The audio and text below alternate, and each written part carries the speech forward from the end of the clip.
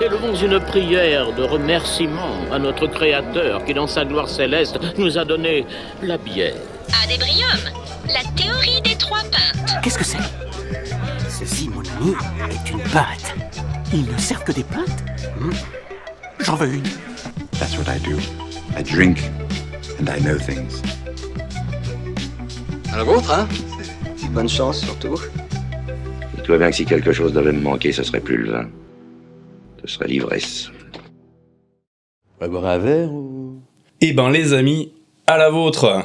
À la vôtre. À la vôtre. Santé. Santé. À la vôtre. Et comme on dit ? À la vôtre ou comme on... Alors... Comme on dit pas. On fait... Pourquoi j'ai marqué on fait ? Comme on fait en Mongolie, dont on a déjà parlé. Alors c'est un truc un peu spécial, c'est lors du... Je l'ai marqué encore une fois en phonétique. Lors du tsatsak, on trempe l'annulaire dans de l'érag. Donc l'érag, c'est du lait de jument fermenté dans une peau de vache ou de jument, bon, ça doit sentir bon, ça. Ouais, ça se conserve que 2 semaines apparemment. Oui, oui. Et c'est pétillant quand tu le bois. Bon, on trempe l'annulaire là-dedans et on fait une pichenette vers le ciel pour honorer le père ciel, qui est le Tenger, ça se parle apparemment. Tenger. Vers la terre pour remercier la nature et parfois vers les directions cardinales. Il n'y a pas vraiment de formule consacrée pour ce... Lequel de cardinal ? Pour ce... Richelieu. Ah ouais. Bien sûr. De Mazarin, moi. Ah voilà. Oh. Chacun c'est le vrai sien. que toi, c'est l'histoire. Eh oui. Bien sûr. Eh oui. Ouh là là. Je vais être vraiment largué avec vous deux. Je vais vraiment avoir un peu de mal. Bienvenue tout le monde dans ce nouvel épisode de Adébrium, l'avant-dernier de la saison 2 déjà. Mais non. Bah oui, figure-toi, oui. c'est passé vraiment très très vite. Et je vais faire de ce pas la présentation de mes invités du jour. Ça joue un peu autour de la table ou pas trop ? Oui, oui. La sonorité, une petite mélodie, ça me rappelle aussi des souvenirs. Attends, mais c'est les Chevaliers de Baphomet, ça ? Non. C'est Tomb Raider. C'est Tomb Raider. C'est Tomb Raider Ah, que bien. Ouais. C'est le premier, ouais. Notre premier invité du jour n'est pas une poule. Et pourtant, comme elle, il adore fouiller le sol à la recherche, non de vers, mais bel et bien de fossiles de dinosaures. Au sein de l'association Phylogénia, il arpente les sites de fouilles et lorsqu'il sort ses outils et ses pinceaux, ce n'est sûrement pas pour vous T-Rex le portrait. Oh là là. Ensemble, nous répondrons à la question. Est-ce que l'archéologie est ouverte aux femmes ? Et quelles études doivent-elles faire pour accéder à ce métier ? Car les seuls exemples de femmes au cinéma que l'on a vus, c'est Lara Croft et le professeur Sadler dans Jurassic Park, et je suis sûr que, comme moi, vous ne connaissez le diplôme d'aucune. Joli. Technique. Technique. 0% d'IA. Ça se voit. S'il ne répond que râteau aux archéologues qui ne creusent qu'avec des pelles et des pioches, c'est parce qu'il est matrixé râteau. Mesdames et messieurs, c'est Gérald de l'association Phylogénia. Bienvenue à toi, Gérald. Merci beaucoup de me recevoir aujourd'hui. Merci d'avoir accepté notre invitation, c'est cool. Ça fait très plaisir. Et je vais faire de ce pas la présentation de notre second invité. Ah. Notre second invité non plus n'est pas une poule, même si on peut l'entendre à la radio mettre la Riviera et l'histoire côte à côte. Au micro d'ici à Azur et sur le podcast Historique, il nous révèle chaque jour des secrets d'histoire dans ses chroniques et grâce à lui, des plages dorées du littoral au plus haut des monts s'émerveillent, petits et grands. On est heureux de recevoir celui qui peut te citer de tête 1000 raisons d'aimer la Côte d'Azur et que Stéphane Bern lui-même a qualifié de la relève. Mesdames et messieurs, c'est Tom Aubry de Historique. Salut, bonjour à tous. Salut. Et merci d'avoir accepté notre invitation également. Bah, merci déjà de l'avoir lancé, cette invitation. Je ne pouvais pas la refuser. Un podcasteur local, ouh. Comme je disais, c'est des licornes à mes yeux.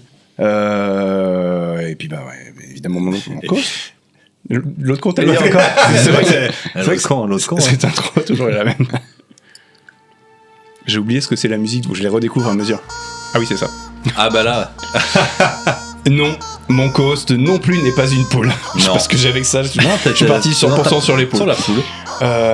Quoique, comme la volaille, on le croise souvent un verre à la main, en train de pondre d'excellentes vannes, et s'il prend un jour la plume pour écrire, ce ne sera peut-être pas du Welbeck, mais ça aura au moins le mérite d'apporter quelque chose de neuf. Les poules, 100% les poules.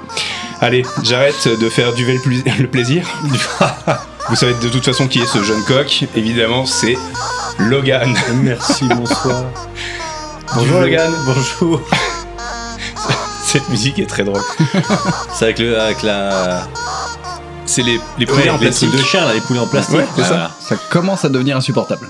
Oui, c'est ça. Et encore, je l'ai vraiment baissé par rapport à ce que moi j'ai écouté.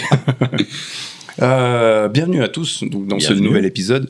Je vais, avant de commencer cet épisode, juste remercier les membres dorés de ce podcast, ceux qui participent sur le Tipeee, sur lequel, je vous rappelle, vous pouvez participer également pour nous aider à produire les prochains épisodes. On a prévu de bouger l'année prochaine, j'aimerais bien.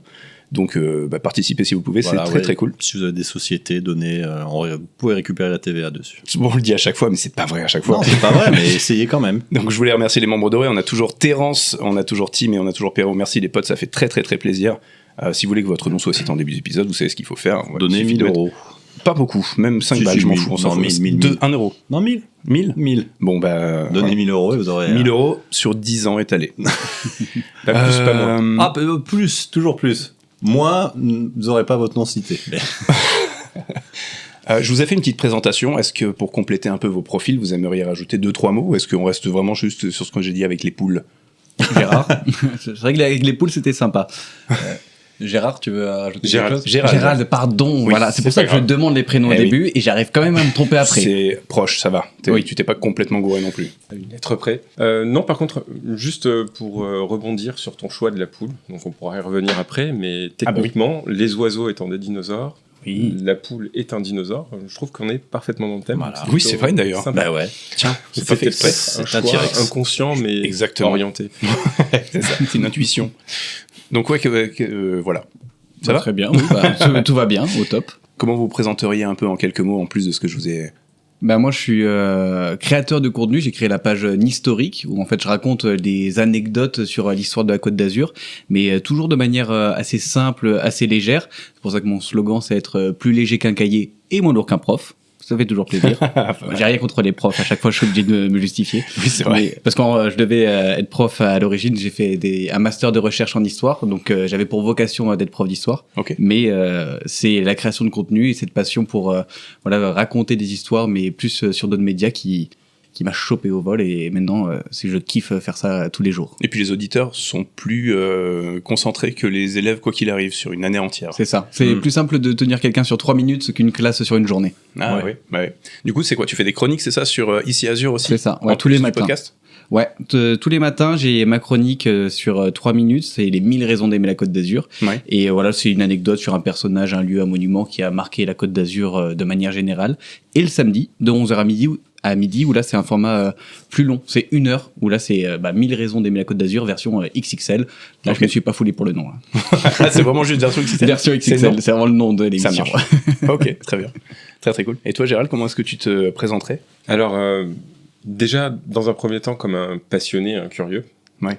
Donc moi je suis né à Antibes, où j'ai passé quasiment toute ma vie, et très isolé en fait dans ma passion. Donc j'ai mis beaucoup de temps à rencontrer d'autres personnes comme moi, passionnées par la paléontologie. On va dire aussi que c'est quand même assez atypique comme centre d'intérêt. C'est-à-dire qu'en fait tout le monde aime les dinos, puis après les gens arrêtent. Exactement, c'est ça. Et t'as oublié d'arrêter. Je vois là encore sur les réseaux sociaux, j'ai partagé une publication pour nommer une nouvelle espèce, et j'ai vu que dans les personnes qui ont liké, il y avait 2 copains avec qui j'étais en primaire, qui étaient passionnés de dinosaures quand on avait 9-10 ans, mais qui ont lâché entre-temps, et qui ont dû se dire, mais tiens, mais lui, il a continué, en fait, il a jamais arrêté, quoi. Mais c'est vrai que c'est un truc qui... Enfin, je sais pas faire autre chose, je crois. Okay. Et donc, je suis sorti un petit peu de mon isolement en créant Phylogénia, justement. Ça m'a permis de rencontrer d'autres personnes autant passionnées. Et aujourd'hui, on est une centaine, donc au bout de 9 ans. Sur la région uniquement ou étendue? Non, la plupart des adhérents sont en PACA. D'accord. Okay. Beaucoup dans les Alpes-Maritimes, pas mal dans le Var, mais après, on a aussi des adhérents, y compris à l'étranger. Donc, un petit peu sur tout le territoire français, mais aussi à l'étranger. Beaucoup d'étudiants. Pour à peu près 50% des gens qui souhaitent devenir paléontologues et travailler en institution. Et on a une quinzaine d'enseignants-chercheurs. Voilà. Le reste, c'est des curieux, des amateurs ou des personnes qui souhaitent simplement faire avancer le truc. Trop bien. Et l'idée de départ, quand j'ai créé Phylogénia, c'était... je suis parti d'un constat tout bête. On a des gisements incroyables dans le secteur, sur le territoire. Il y a beaucoup d'équipes qui viennent étudier les fossiles. Ça fait parfois de très beaux articles. Ça fait beaucoup de bruit dans le milieu universitaire, mais localement, personne n'en entend parler. Ouais, c'est vrai. Et je me suis dit, en créant Phylogénia, on pourrait en fait vulgariser tout ça, toute cette connaissance produite, puis on pourrait aussi défendre notre patrimoine, le conserver localement. Oui, ce que j'allais dire. Voilà, donc ça a démarré comme ça. Et on était donc 3 au départ. On voulait exister administrativement pour pouvoir simplement obtenir des autorisations pour aller sur le terrain. Mais on ne pensait pas qu'il y aurait un tel engouement derrière, quoi. Ça marche très bien. D'accord. C'est des questions que je vais creuser après parce que tu as évoqué 3 trucs où je me suis dit, non, je vais pas le dire maintenant. Non, là non plus. Donc je vais attendre un petit peu. Je vais commencer cet épisode en vous posant une petite question. Si je vous dis qu'en sortant de chez vous, vous avez une chance sur 3300 par heure qu'une chose se produise, de quoi pensez-vous qu'il s'agisse? Une chose sur 3000... Quoi? Tu sors de Par chez heure toi. Tu sors de chez toi pendant 1 heure, t'as une chance sur 3300 qu'une chose se passe. Donc, Se passe ou t'arrives? T'arrives. Ok. Mourir? Un accident de voiture? Non, pas mourir. Ouais, ça ferait une espérance de vie très courte. Là, C'est quand vrai. même. Ouais, c'est pas faux. 3300, c'est peu. 3300 sur 1 heure, ouais. Tu sors pendant 1 heure, t'as une chance sur C'est reset 3300. à chaque fois, du coup. Hmm Donc, au bout d'1 heure, ça... Ah non, enfin, c'est ça change. c'est cumulatif. Et je vais même te dire, si Parce que les choses... j'ai fait elle, moi, alors... C'est Tu vas m'expliquer ça en lettres. Si les choses... Ouais, j'irai plus loin sur l'argumentaire à la fin, mais en gros, sur 40 ans, normalement, tu as une chance sur 2 d'être touché au moins une fois par cette chose-là. Ok. Que cette chose-là t'arrive, quoi. Tomber amoureux. Ouais, j'allais dire la même En chose. pleine rue. En pleine rue comme ça, le coup de Ouais, je sais foudre. pas, Hein. le coup de foudre, ouais. Te prendre la foudre. Ah, te prendre la foudre. Non, c'est pas te prendre la foudre. Les chiffres sont bien plus bas que ça. Non, c'est pas tomber amoureux. Mais c'est une réponse très romantique. Ah. Apporter à ton crédit. Non, la réponse que t'as donnée, Ah. pas la réponse du truc. Donc ça arrive rarement, sur 40 ans, t'as une chance sur 2 de l'avoir quand même. Donc En 40 ans, une chance sur 2 de l'avoir. En 40 ans, si tu fais cette même sortie Bah, c'est tous les énorme, jours, en fait. Enfin, tu vas l'avoir. Une chance sur 2. si tous les jours tu sors 1 heure par jour, au bout de 40 ans, t'as une chance sur 2 que ça te soit au moins arrivé une fois. Alors si c'est de trouver un Tomber. dinosaure, moi ça m'arrive plus souvent quand même. Tomber. Après, t'es à Cannes, il y en a beaucoup des dinosaures sur la Côte d'Azur en général. Mais... Bon, je vais le répéter la 8e fois. Tomber. Tomber. Non, c'est vrai que Tomber comme ça, tu sais. Tu sais, c'est un truc, tu te dis, ça peut plus t'arriver, ça, quand tu marches et tu tombes. Mais c'était. Ouais. Bah oui, c'est ce qu'il dit, c'est Adil Bakhalidé avec. Oui. Avec, ça, c'est un truc qui Dudley. tu peux pas. Est-ce que c'est que les réservé aux hommes ou les hommes non, et les femmes? Tout le monde. Ah, j'ai dit Hommes, les femmes, filles, enfants. alors. Animaux. Animaux, probablement. C'est le même calcul, je pense. Bah, je vais se faire percuter par une bagnole, là. Je vais pas percuter par un cerf, quoi. Un chien qui se fait percuter par un cerf, comment ça? En pleine ville. C'est plus. Ça m'intrigue. C'est plus trivial, c'est plus un truc du quotidien. Ouais, faut pas trop réfléchir, je pense. Une lettre de rappel des impôts. Ça revient aussi beaucoup C'est trop trop souvent. du quotidien. C'est vrai que ça revient beaucoup, cette histoire-là. Non, ce n'est pas du courrier. Mais c'est Un effectivement. excès de vitesse. C'est un peu quelque chose qu'on reçoit. Rencontrer ton sosie? Ah, c'est ça. Parce qu'il y a un truc là-dessus. C'est ça. Vous avez déjà rencontré quelqu'un qui vous ressemble? On vous a déjà dit que vous ressembliez à quelqu'un? Ouais, mais Bah, c'est soit toujours quelqu'un de connu, mais c'est approximatif, mais pas quelqu'un lambda dans la rue. Si quoi. dans la rue, ça À qui est-ce que vous ressemblez? À qui on vous a déjà dit que vous ressembliez? Bah, Toi, Pedro Pascal, on a déjà dit. non. Bah plusieurs oui, fois. mais alors moi, j'arrive pas à le trouver. Moi non mais... plus. Un peu. Père Blaise. Oh non, t'abuses. Bon, je vois qu'on a les mêmes références. Père Blaise Pascal. Mais avec plus de cheveux quand même. Bah ouais. C'est vrai qu'il y a un grand écart entre Père Blaise, et Pedro Pascal, c'est Bah clair. ouais, Père Blaise Pedro Pascal. Pascal Il est Blaise. philosophe en même temps. Tu l'avais? Blaise Pascal. Blaise Pascal, bien Ouais, sûr. voilà. Ah oui, Putain. oui. C'est beau. Heureusement que tu me le rappelles, sinon. Peut-être pas si bien. On vous a déjà dit que vous ressembliez à quelqu'un? Bah ouais, mais attends. Alors non, moi, mais c'est oui, des Pedro noms à Pascal. chaque fois d'acteurs, mais je me rappelle jamais. Ou à chaque fois, j'ai l'impression que les gens ils disent ça pour les compliments un peu Ouais. too much, quoi. Pour être gentil. Ouais, c'est ça. Quand j'avais les cheveux un peu plus longs, on m'avait vite fait dit Pierre Ninet, mais je fais bon, t'abuses. Mais ouais, que des acteurs un peu américains. Un peu Tom Cruise, hein. Il y a peut-être Ouais, il y a un truc petit un peu côté, plus de il y a ça. un petit côté. Je crois que c'est dans le sourcil, moi, j'aurais dit. Tu vois? Oui, bon, après, moi, je vois des sosies partout. On m'a dit Danny Boone, moi. Alors là, franchement, j'ai eu beau être gentil, C'était pour t'insulter. j'aurais dit il allait se faire foutre parce que Bah oui, franchement. j'imagine bien. Non, vous avez déjà vu, je ressemble pas à Danny Boone. Mais quand on dit que tu ressembles à un sosie, il y a pas d'entre-deux, j'ai l'impression. Soit c'est gentil, soit Bah, c'est très c'est méchant. ça, et en vrai. général, je le C'est prends mal, quoi. Bon, Pedro Pascal, oui, mais j'arrive pas à avoir le truc. Bon, Pedro je mets Pascal, mon t-shirt c'est- dans mon pantalon, peut-être que c'est ça. C'est Mais uniquement ça, je crois. bah, je pense que c'est ça. Non, mais avec quand Mais il y a les sinon- cheveux, quand t'as juste la petite moustache et tout le truc. Non, il y a un truc quand même. Il y a plusieurs fois des trucs. C'est pas tout le temps. Bon, mais- d'accord, allez. Mais attends, c'était ça le truc, 1 Pas sur du 2 tout. Ah, ok. Non, Ah putain, ouais, on est resté là-dessus. Ce Pour moi, n'était c'était la pas- réponse. oui. J'avais décidé que c'était la réponse, Bien sûr donc on que est la resté réponse. là-dessus. Ce n'est pas rencontrer un sosie. Mais Ok, d'accord. ouais. C'était pas mal comme. C'était quand même une digression Ah, intéressante. Oui, mais ouais. À laquelle tu n'as pas répondu d'ailleurs. Oui, c'est vrai. Non, parce que on m'a jamais trouvé de sosie. Ok. C'est cohérent. J'ai jamais rencontré un sosie, mais ça viendra. Voilà, Donc, je j'ai te fait- cherche un sosie, mais en effet, je trouve pas là. Un gros quelqu'un qui Je ressemblerait. cherche, Ouais. ouais. D'accord. Et du coup, Oui, parce que sinon on va te Non, non, fixer mais pendant ouais, c'est une vrai heure. que C'est clair, ça va c'est pas devenir radiophonique. ça va devenir malsain. c'est pas radiophonique, il va se Ouais. sentir mal, il commence à transpirer, je le vois.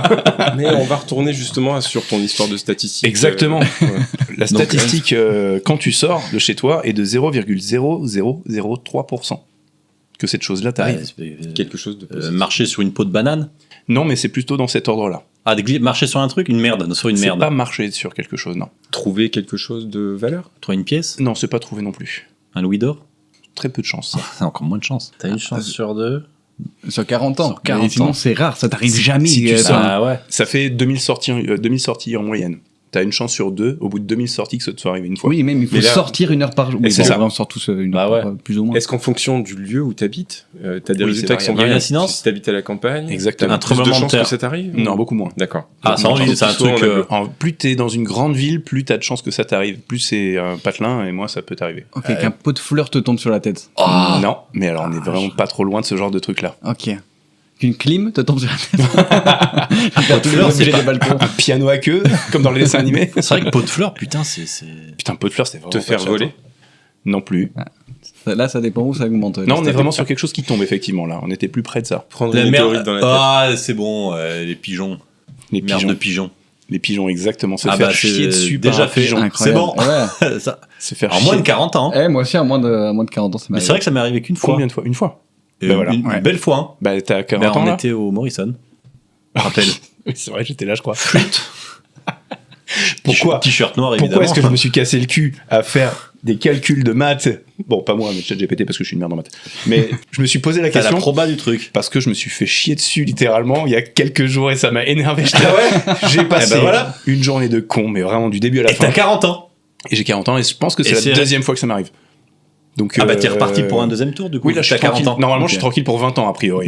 Pas A mal, priori. pas mal. Mais du coup, voilà, apparemment, alors c'est très marrant parce que le Ouais, truc, mais attention, c'est une moyenne. c'est une proba. Oui. Eh ouais. Bien sûr. Donc ça veut dire que les gens de la campagne ont moins de chance que toi. Donc toi, peut-être que Peut-être sur que je vais toute ta manger vie, la chance des autres. bah, encore C'est 2 ça. ou 3 fois. Putain. Et peut-être qu'à Venise ou genre en Italie, à Rome, t'en as Exactement. partout, tu te fais chier dessus 3 C'est fois ce par jour. c'est ce qu'il m'a dit. Alors attends, tu veux que je te dise exactement? La probabilité, c'est le nombre de pigeons au-dessus de toi fois la fréquence des déjections Ouais, bah fois ouais. la chance qu'une Ah ouais. une déjection tombe sur ta position fois le temps passé dehors.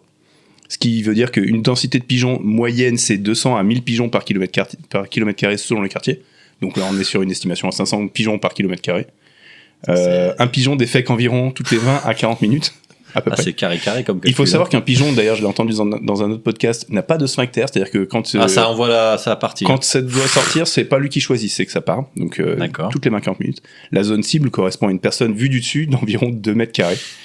1 km carré représente 1 million de mètres carrés. Donc, 500 pigeons par kilomètre carré de déjection par heure et par pigeon, une cible de 0,3 mètres carrés égale 0,0003% de chance de te faire chier dessus. Ça m'est arrivé ce jour-là. Jour de merde. Voilà. Voilà. Et c'est une belle illustration de ce qu'est la contingence, justement. Oh. Donc des phénomènes chaotiques, mais qui se rejoignent parfois. Il y a une intersectionnalité et tu te fais chier dessus. Voilà. Ouais, voilà. J'ai souvent cette pensée-là quand je vois un accident de la route, où je me dis le chemin qu'ont parcouru toutes ces personnes Pour se rentrer dedans. pour se rentrer dedans à ce moment-là de leur vie, c'est quand même c'est fou quoi. Bah, c'est le même truc que quand t'es sur la route où t'évites de peu un accident ou un truc un peu chaud. Ouais. Tu dis, si j'étais parti 1 minute avant ou 30 c'est secondes ça, ouais. avant, et je l'aurais pris vraiment Je dans la me- mouille. Je me le dis en arrivant dans les ronds-points. Des fois, je me dis, je m'arrête pas. Oui, j'ai déjà dit J'ai plusieurs fois déjà ici, dit, ça, des, je veux dire. fois, je m'arrête pas et je me dis, eh ben, heureusement qu'il y avait personne. Bon, bah, il y avait quelqu'un, je m'arrête. Bah évidemment. Mais tu te dis, putain, si je m'arrêtais pas, je rentrais dedans. Mais moi je suis Alors que vraiment s'il avait mis ses pompes 5 minutes après, moi je suis vraiment matrixé par ça Ok. au moment où- plus en bécane d'ailleurs, mais au moment où je prends la clé de la moto, je me dis vas-y, je compte jusqu'à 3 et c'est peut-être les 3 secondes qui vont me séparer d'une voiture qui a grillé un stop ou j'en sais rien. tu Incroyable, vois. ça comme. t'es optimiste Toujours. déjà, parce que c'est pour être 7 si C'est t'as mis en peut-être- retard pour te dire qu'il va te rentrer dedans. Mais quelle bonne excuse. Vous Ah, avez, je peux pas, j'avais vous mon aviez petit pas compte. eu des trucs comme ça, gamin, genre si tu marches que Ah, sur si, les bandes putain, blanches, si. tu sais du passage piéton, du coup tu prends pas le Le piège, truc de toquer. Ouais. des trucs de zinzin, ouais, je crois. Ouais. Ouais, fou. Voilà. Il y a Giovanni qui lève les sourcils derrière parce que j'ai encore des tocs comme ça. Donc bon, enfin, je le fais parce que je trouve ça fun.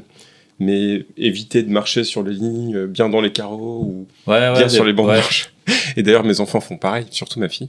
Bah oui. Mais ça relève pas d'un truc superstitieux. C'était juste Oui, parce c'est que je trouvais la ça satisfaction, ordonné. ouais, C'était, c'est- vous voyez, il y a ça faisait quelque propre. chose de satisfaisant. Et voilà. Ouais, je comprends tout à fait. Ouais, je Un comprends truc tout de toquet qui reste.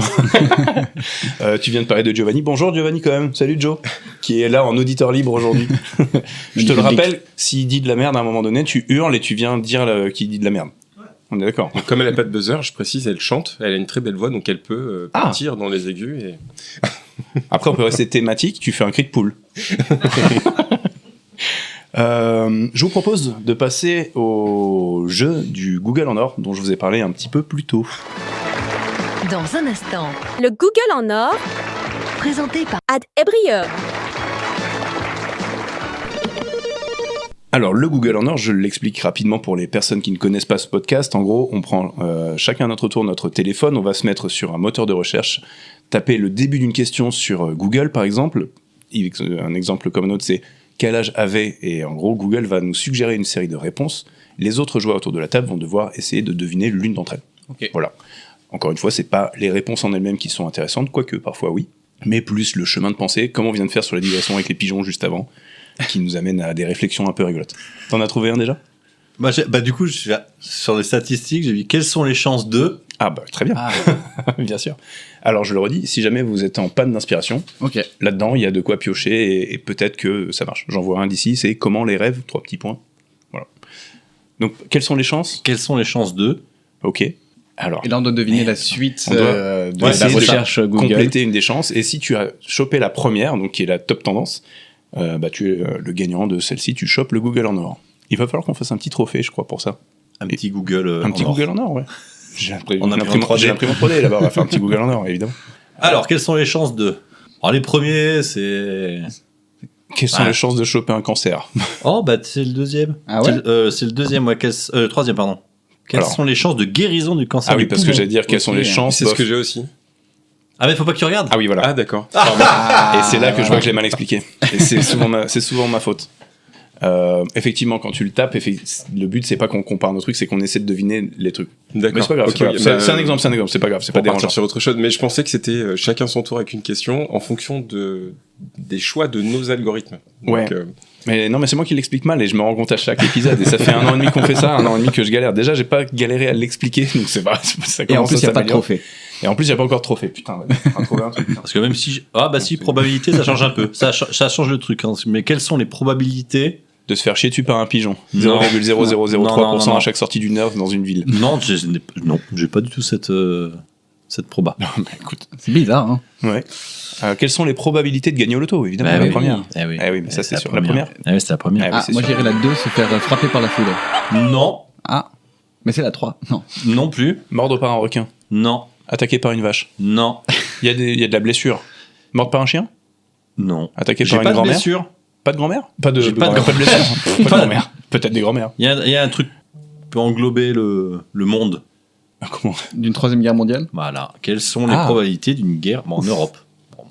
Mondiale, j'imagine. Mais... Une guerre mondiale d'Europe. Une guerre mondiale européenne. Généralement, c'est ce qu'on a appelé après des guerres mondiales. Voilà. Oui, ça s'étend un peu. C'est des conflits européens qui se sont mondialisés.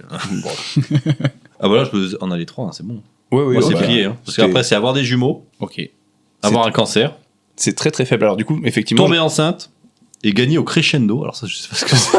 Qu'est-ce que c'est ? Je sais pas du tout ce que c'est. Qu'est-ce que le crescendo ? C'est un jeu de casino. C'est un machin à gratter. Attention, je vais cliquer. Bah oui. Ah, c'est un truc de FDJ. À quoi ça ressemble ? Ah non, je sais pas ce que c'est. C'est un graton ? Non. Tu dois nous décrire parce que là, juste en train de... Non, c'est une sorte de grille comme le loto. Ah ouais. À chaque heure, c'est dans des trucs, t'as des écrans dans comme les Keno là. Comme les Keno. C'est les machins, t'as les tirages toutes les heures. Ok. Putain, j'ai souvenir de ça, moi, quand j'étais gamin. Ouais, ça quand j'allais avec mon grand-père. Et que t'avais ce truc-là qui tournait. Ouais, c'est ça, t'avais tous les mecs qui jouaient et qui relançaient. Avec la boule rouge au milieu, là, qui partait. Ouais, c'est ça, Rapido. C'est peut-être ça, alors. Peut-être ça change. Putain, Rapido. Le Rapido. Putain, les mecs, t'avais des tirages toutes les 5 minutes dans ce truc-là. Mais c'est super, c'était tout le temps, les mecs qui relançaient d'1 centime la grille ou je sais pas quoi. C'est ton frère qui parlait de ça, qui disait que... Ah non, que... mais ça, on fait ça quand on va en vacances. Oui, bien sûr, avec on se fout au PMU, puis des caches et des trucs. Ça, dans l'ambiance. C'est comme ça que tu t'apprennes de l'ambiance locale. Quand t'es dans un village, tu vas au PMU. Là, c'est la vraie France, là. C'est la France, la vraie. Tu mesures tu prends le pouls. Et tu commences, tu vois, le patron, tu le tutoies au bout de 3-4 pastis, et puis voilà. Hop, tu gagnes au cash, tu relances une tournée, puis... T'es invité à un barbecue, puis après. Est-ce que vous voulez essayer d'en faire un de votre côté ? Est-ce qu'il y a une question que vous voulez essayer de faire ? Allez, je vais tirer un petit papier comme ça. Tu es le premier à piocher dans ce truc-là. Ah bon, je suis le premier ? Peut-être c'est nul. Hein. Si tu vois que c'est naze, tu changes. N'hésite pas. On va tester avec le petit papier que j'ai pris. Le pot à Google. Quel est le plus grand mammifère du monde ? Dinosaure qui ait existé. Je t'envoie la balle. Ok. Ils l'ont trouvé il y a pas longtemps. Un titanosaure. Alors pour l'instant, il y a toujours un débat là-dessus. j'ai pas de dino dans mon. Alors je suis quand même, recherche, je suis quand même très curieux. Le plus grand dino du monde. Alors c'est un titanosaure argentin. J'ai apporté un fossile. Ah le gros. Donc, c'est un cousin. Nous c'est un nain. 15 mètres de longueur. Et c'est terrestre ou c'est marin? C'est terrestre. Ok. C'est des animaux terrestres. En réalité, il y a très peu de dinosaures marins. Les seuls dinosaures marins qu'on trouve, c'est des oiseaux. Ok. Ah ouais. Il y a pas le. Ah ça je m'attendais pas. Ça. Alors les autres animaux qu'on a tous l'habitude de voir, le plésiosaure. Voilà. Donc, tout ça, c'est des cousins éloignés. L'ichthyosaure. Et ce ne sont pas des dinosaures. Donc les dinosaures se définissent par des critères morphologiques. Un petit peu comme les mammifères. Pour être un mammifère, il faut avoir certains caractères morphologiques.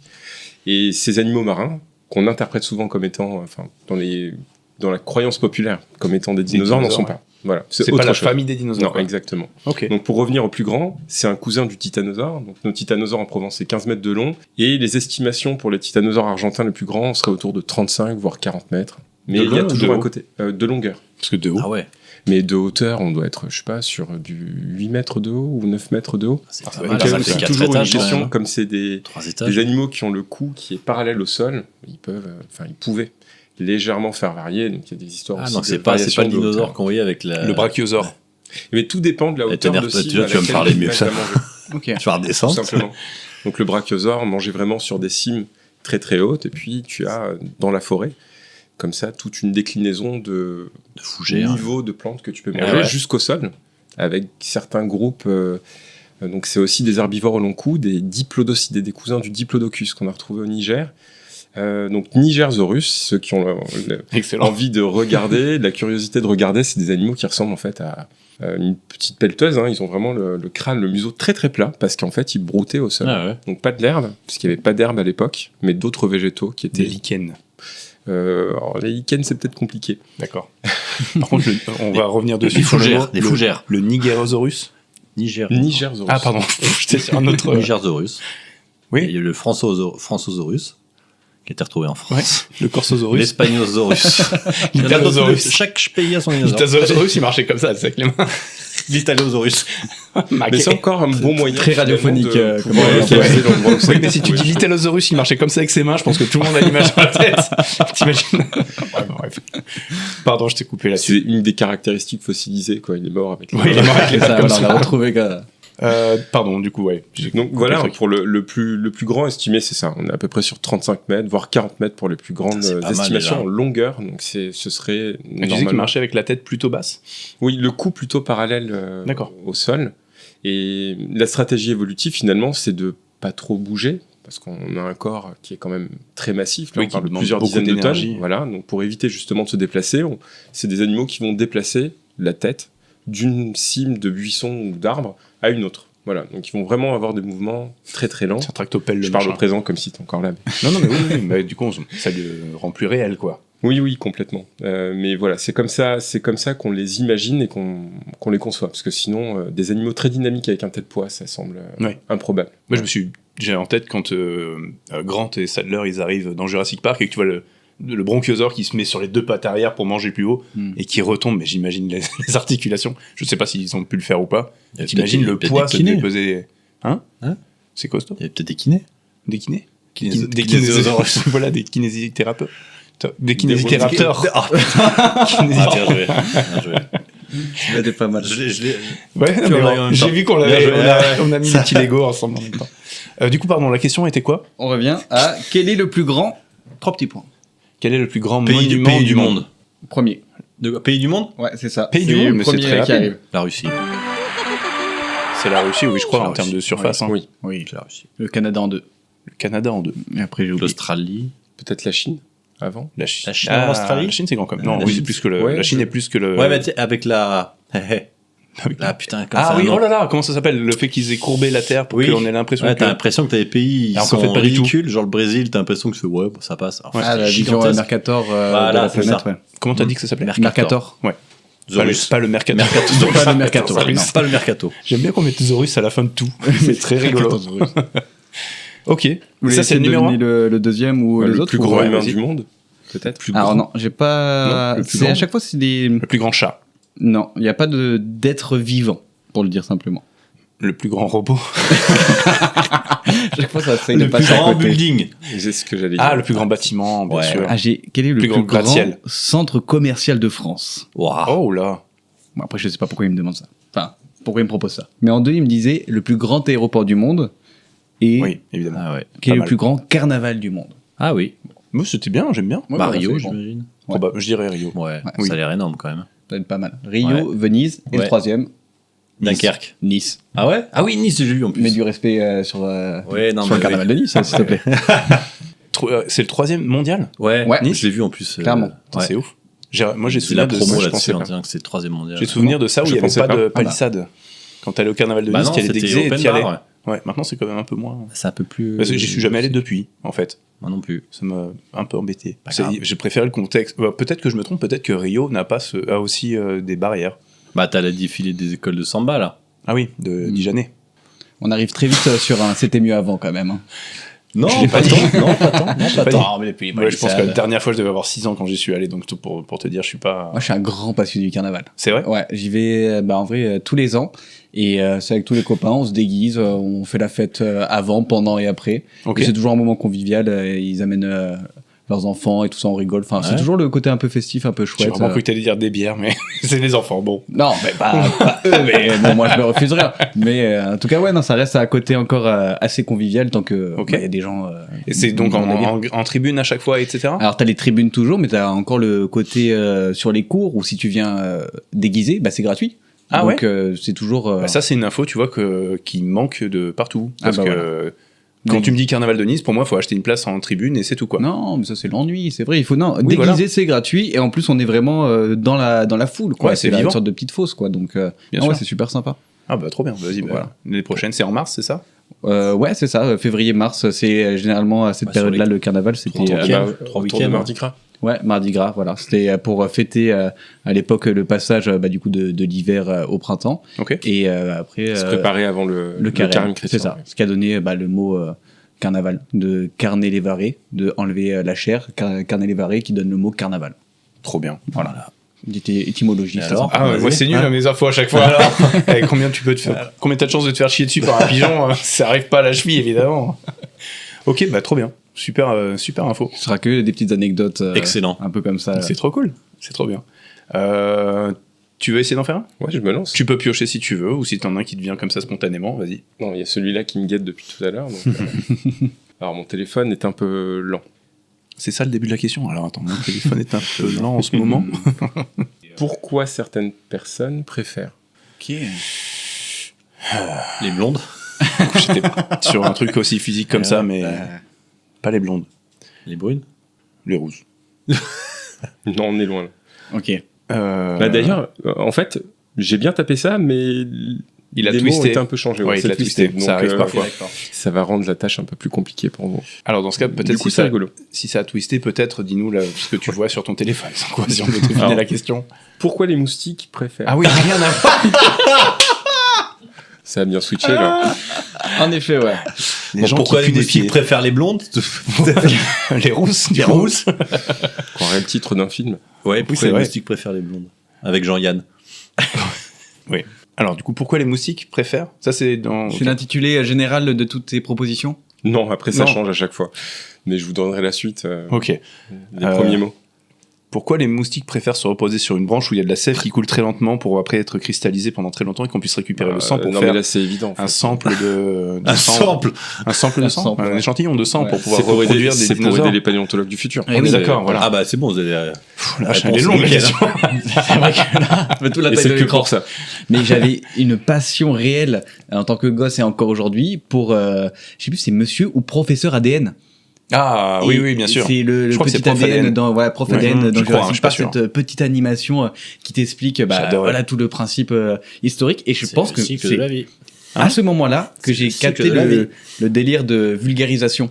Où c'est vraiment Ouais. genre toi tu regardes ça, enfin moi j'étais tout petit quand j'ai regardé Jurassic Park et je me suis dit ah ouais mais ok le truc il paraît si complexe, si lointain, si vieux et tout ça et en moins de 3 minutes un petit dessin animé m'a fait kiffer le truc et donc après je suis parti sur il était une fois la vie, c'est pas sorcier et tout ça mais vraiment je me rappelle vraiment de prof ADN qui m'a marqué je pense Et puis il avait la voix de Berceau. Christopher Lloyd, enfin de Doc de Retour vers le futur en plus. Donc quand il parlait, t'avais fait oh je connais. Un brin d'ADN. c'est mon imitation. C'était l'imitation. Eh oui, j'ai mis un brin d'ADN. Oh la vache. Crossover. Là il est au pub le mec. il est abandonné. Il est en train de faire un cadeau. Mais dis-moi Fred. Oh ta gueule Jimmy. Ok, c'est bon. Je retire. Pourquoi les moustiques préfèrent les gens qui puent des pieds? Non. Je préfère Non, le non, on soir était pas plutôt loin. que la journée. Préfèrent les gens qui puent la transpiration. Pourquoi les moustiques préfèrent certaines personnes? Donc, Ok, on est- juste, on est ah ouais. pas- tout simplement. D'accord. Ça en dit long sur notre humanité, des fois, ces questions-là. Hein. Ouais, l'anthropomorphisme Parce que, si je qu'on me dis, projette en fait- sur un moustique. Non, mais c'est ça. Mais même parce qu'il y a des gens qui font oh, il me pique et pas lui. Je vais demander à Google. Mais genre, pourquoi il préfère lui et pas moi? Des gens, c'est putain. Et t'as Google qui est là, t'as un mec qui est là, il fait bah, attends, bouge pas, je cherche Attends, dans la attends, encyclopédie. T'as googlé, pourquoi tu t'es fait chier dessus, quoi? Non, j'ai chat GPT, c'est pire. C'est pire. Ah putain. Mais Litre ouais, d'eau ouais. qui passe. T'as fait fondre la banquise pour ça? T'imagines un peu. Putain, ouais. Eh, j'ai pas fait de musique en IA cette fois, c'est bon. Ça va. Celle du dessous. Vas-y. Donc, les 3 premiers mots. Pourquoi les chats? Non, pourquoi les chats préfèrent? Ok. Les blondes. C'est-à-dire encore. Je vais rester là-dessus. Les cartons Les- aux jouets. Les gens qui puent des pieds? Non, toujours pas. Pourquoi les chats Les cartons préfèrent... à jouer, c'est une... Non, mais en Très, fait, très c'est pas bien. rigolo parce que. Mais c'est pas grave, comme je t'ai dit, c'est pas nécessairement la réponse qui est marrante que les conneries qu'on sort pendant pour essayer Alors, de trouver. allez-y. Pourquoi Tournez, les chats tournez. préfèrent chat L'herbe à chat. Pourquoi les chats préfèrent l'herbe plutôt que le poison? Parce que l'herbe à chien, c'est moins bon. L'herbe à chien, c'est nul. Pourquoi les chiens préfèrent les pelotes Non, de les laine? chats. Les chats. Les chats préfèrent... Voter à gauche. Ça veut dire une De connerie manière comme ça. générale. Chercher un homme politique avec chat dedans. Claude Chabrol, mais c'est pas un homme Chaque politique. chac. Pourquoi les chats préfèrent Shakira? Oh. Non, je sais pas trop. Shakira, du coup. Ah, oui, il préfère les rats. Non, je sais pas, j'ai pas. Non. Oh là là. Allez, je commence à avoir chaud. Oui, bah, on est bien là. Il faut. Putain, on va Pourquoi monter les la- chats préfèrent griffer les les- meubles auxquels les canapés ils plutôt n'ont que pas le droit l'arbre. de toucher C'est une revendication, là. plutôt que leurs jouets achetés exprès à cet effet? Point. J'ai vu des posts, j'en ai vu 2 ou 3 où c'est les mecs qui reprennent le même truc, mais tu vois un visage d'un chat avec marqué, tu vois, genre, c'est un mème où le chat il parle. Et c'est genre, quand ton humain t'appelle oh mon dieu, arrête de me casser les couilles, il est 5h Ouais, du matin, ouais, arrête ouais. de me faire chier pour bouffer, alors qu'en fait tu t'appelles Pepper, tu vois. Oui, puis le chat, Bon, pourquoi il m'appelle comme ça? pourquoi c'est comme ça Aucun sens. Pourquoi les chats préfèrent... Vous avez des chats? Ouais. Non. Jus. Ah oui, c'est vrai que t'as pu, toi. Bah, je l'ai pu. Mais reprends un chat, c'est bien, les chats. Oh, pourquoi pas? Bon, Je sais c'est pas, vraiment pas non. chiant, t'as pas besoin de le sortir. Non, c'est pas... Non, oui. Puis tu pars pas en vacances tous les week-ends non plus, Non, donc prends un chat. D'accord.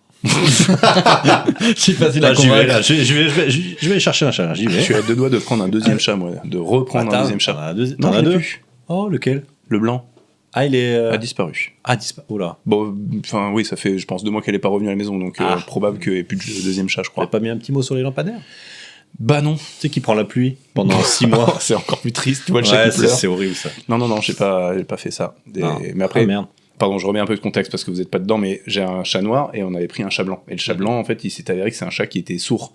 Et on l'a Ça arrive découvert. souvent, oui. Et il habite dans le Ouais. centre, il habite dans le centre-ville de Cannes. Et j'habite au centre-ville de Cannes, donc on Donc, a pris le chat quand on a Un peu capté de qu'il- circulation, quoi. Ouais.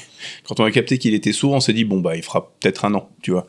Et elle a fait quand même 6 ans, donc pas mal. Mais il y a eu une maison en face de chez nous qui a été détruite pour faire des travaux et depuis ce jour-là, on ne l'a plus revue. Donc Ok. je pense pour moi qu'elle a eu très Elle a peur et flippé qu'elle s'est barrée. Ah ouais, d'accord. Après elle était extrêmement sauvage déjà de base. Et le jour, elle va revenir sans... Peut-être qu'un prévenir. jour elle reviendra, ouais, bien Ouais, sûr. d'accord. Mais peut-être pas et au final. d'accord, bon, ok. Comme ça, c'est that's life. Voilà. Vous avez des chats? T'as des chats? Oui, ouais, j'ai 2 chats. Il y en a un qui s'appelle Schrödinger. Je sais pas si Bah vous avez voilà. Bien compris. sûr, évidemment. J'adore. Et quand on a pris un deuxième chat, il lui fallait un copain, donc on l'a appelé Albert. Bah oui. Albert Einstein, l'ami Bien de sûr. Schrödinger. Bon, c'était... voilà. Ça marche bien. On a aussi une petite chienne que je voulais appeler Laika. Oui. Ah oui. Pour les références geeks, mais j'ai perdu, elle s'appelle Yoshi en référence au petit dinosaure de Mario. Parce que Et Laika, oui. c'est aussi le premier chien envoyé par l'espace. Dans sur l'espace, Airbus, ouais. C'est ça. J'avais la rêve, je suis content. Ok. Trop bien. Bah oui. Et toi donc plus de chat, t'as des animaux toi? Mais plus du tout. Et de toute façon, en soi, j'étais pas vraiment passionné par les animaux. J'ai ni l'espace et je suis vachement en déplacement, donc Ouais. c'est pas la meilleure life ni pour eux ni pour moi. Ouais, je comprends. Ouais. Je comprends carrément. Et du coup, pourquoi les chats préfèrent? Oui, Certaines personnes. Ah oui, c'est vraiment pas. on veut froisser. C'est voilà. C'est vrai que ça s'engage sur rien. Certaines personnes. s'engage sur la question est là, pourquoi plus certaines personnes et pourquoi ils aiment certaines personnes. On ne veut pas Alors, d'emmerde du coup, avec certaines personnes. Pourquoi les souris préfèrent? Je vous laisse deviner la fin. Quoi, tu l'âge? Non, certaines personnes aussi. Ah, merde. Non, mais pour les chats, j'ai une explication par contre. C'est les faire. Bah, à la maison, en tout cas, c'est tout vu, c'est la barbe. Ah ouais? Ah, mes chats adorent ma barbe. C'est vrai? Ah ouais, Ouais. ils viennent tout le temps se frotter contre ma barbe, là. Ils adorent ça. Ah ouais. Et Ok. Lucas, qui commence à avoir un peu de moustache, je pense que ça devrait pas tarder à fonctionner aussi. C'est un grattoir. Ouais, c'est ça. Ok, bah, certaines personnes, je trouve que c'est une bonne réponse qui va à peu près pour tout. Qui vous dérange? Certaines personnes. Ça va. Bon. C'est le vrai problème, hein, ça vient de certaines personnes. Ouais, c'est ça. Tu sais, selon Ouais, la en manière fonction dont- de quand tu le dis, c'est Oh là, c'est Oula. tendancieux. C'est tendancieux, mais tu sais pas de. Bah non, quel- c'est toujours d'où certaines quoi. personnes. Ouais, de toute façon. Je pose le débat. Comme par hasard. Je vous propose de faire une petite pause là-dessus, si ça vous va. Allez. Comme ça, on peut resservir un petit verre et puis bah, on se retrouve dans quelques minutes. Bah oui, très bien. Allez, à tout de suite, bisous. L'ascenseur va descendre. Bonjour tout le monde. La 2e saison d'Adébrium touche à sa fin, déjà. On sait que vous l'entendez dans tous les contenus sur Internet, mais on compte sur vous pour partager l'Insta du podcast ainsi que les épisodes. Plus la communauté sera grande, plus on sera pris au sérieux. On a vraiment besoin de vous. Faites follow votre mémé, faites follow votre boss et surtout, faites follow les gens cool autour de vous à qui ce podcast pourrait plaire. Merci à tous et bon épisode! 3e sous-sol. Hop. Non, j'ai pas pété sur mon téléphone. Ouais, ça va. C'est comme ça. Il y a un mec en ce moment qui arrête pas de popper sur Insta. Enfin, dans mon fil. C'est complètement con. J'avais pensé à ça parce qu'en fait, à chaque fois, t'as un bruit de. Attends, comment faut l'amener? C'est en fait, t'entends un bruit de P. T'entends péter et. Oh putain, comment? Attends. C'est génial, c'est mieux une mauvaise explication. C'est horrible. c'est drôle. C'est horrible parce qu'en fait, le mec va absolument dire que c'est lui qui a pété au lieu du bruit original en fait.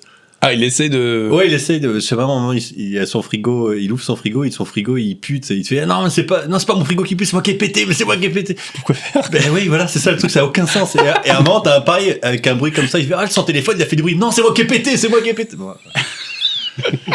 Putain, j'ai mis 3 heures pour raconter ça quand même. Ouais, en même temps, c'est tellement ça m'a absurde que fatigué. c'est. Ouais, c'est complètement tellement- absurde. Le mec va absolument te dire que c'est lui qui a pété alors que.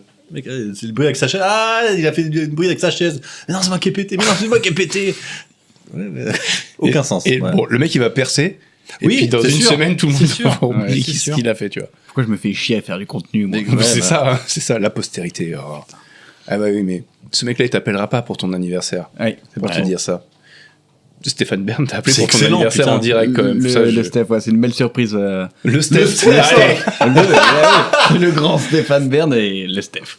C'est stylé. Bah franchement, en tant que passionné de Stéphane Bern, ce qui a le don d'amuser beaucoup autour de moi d'être un jeune qui est fan de Stéphane Bern parce que j'ai vraiment le mug avec sa tête dessus, le t-shirt avec sa tête dessus. Ah ouais. Trop bien. Parce que je trouve qu'il met une ambiance dès que je le porte en mode. Ah, je croyais que Stéphane Bern mettait une ambiance. Non, bah ouais, en vrai. Hein, il met Quand une tu le ambiance. portes. Je pense que quand tu portes Stéphane Bern, il y a une ambiance tout de suite. Non, mais tu vois un mec, je sais pas, de la vingtaine avec un t-shirt Ah, mais avec bien sûr. l'effigie de Stéphane Bern. Bien sûr. Tu dis, toi, t'aimes l'histoire, mais t'es un peu spécial quand même. Donc, je trouve il met une sorte de good vibes Ah oui, autour j'adore. du truc. C'est quoi. clair. C'est Et, clair. et ouais, du coup, mes collègues de la radio, pour mes 25 ans l'année dernière, ils ont demandé à Stéphane Bern d'appeler en direct de la radio. Et il m'a souhaité mon anniversaire. Et moi, c'était en mode goal ultime. Je savais même pas quoi dire. J'ai vu l'extrait, c'est trop marrant. En vrai, c'est mignon. Ouais, franchement, c'était trop chouette. Je garde un super bon souvenir. Moi, j'avais Lourd Dutch à mon anniversaire, mais bon, c'est pas une compète. Je suis en train de réfléchir, mais je crois que c'est faux. Bah, bien sûr que c'est faux. Voilà.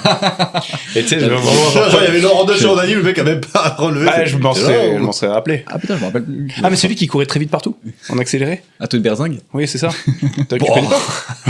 Ah, ok. Bon, je pensais que la ref était bonne, mais pas. Ouais. On a sur SpeakPipe quelqu'un qui nous a laissé un message. Bah, c'est pas Olive. Oui.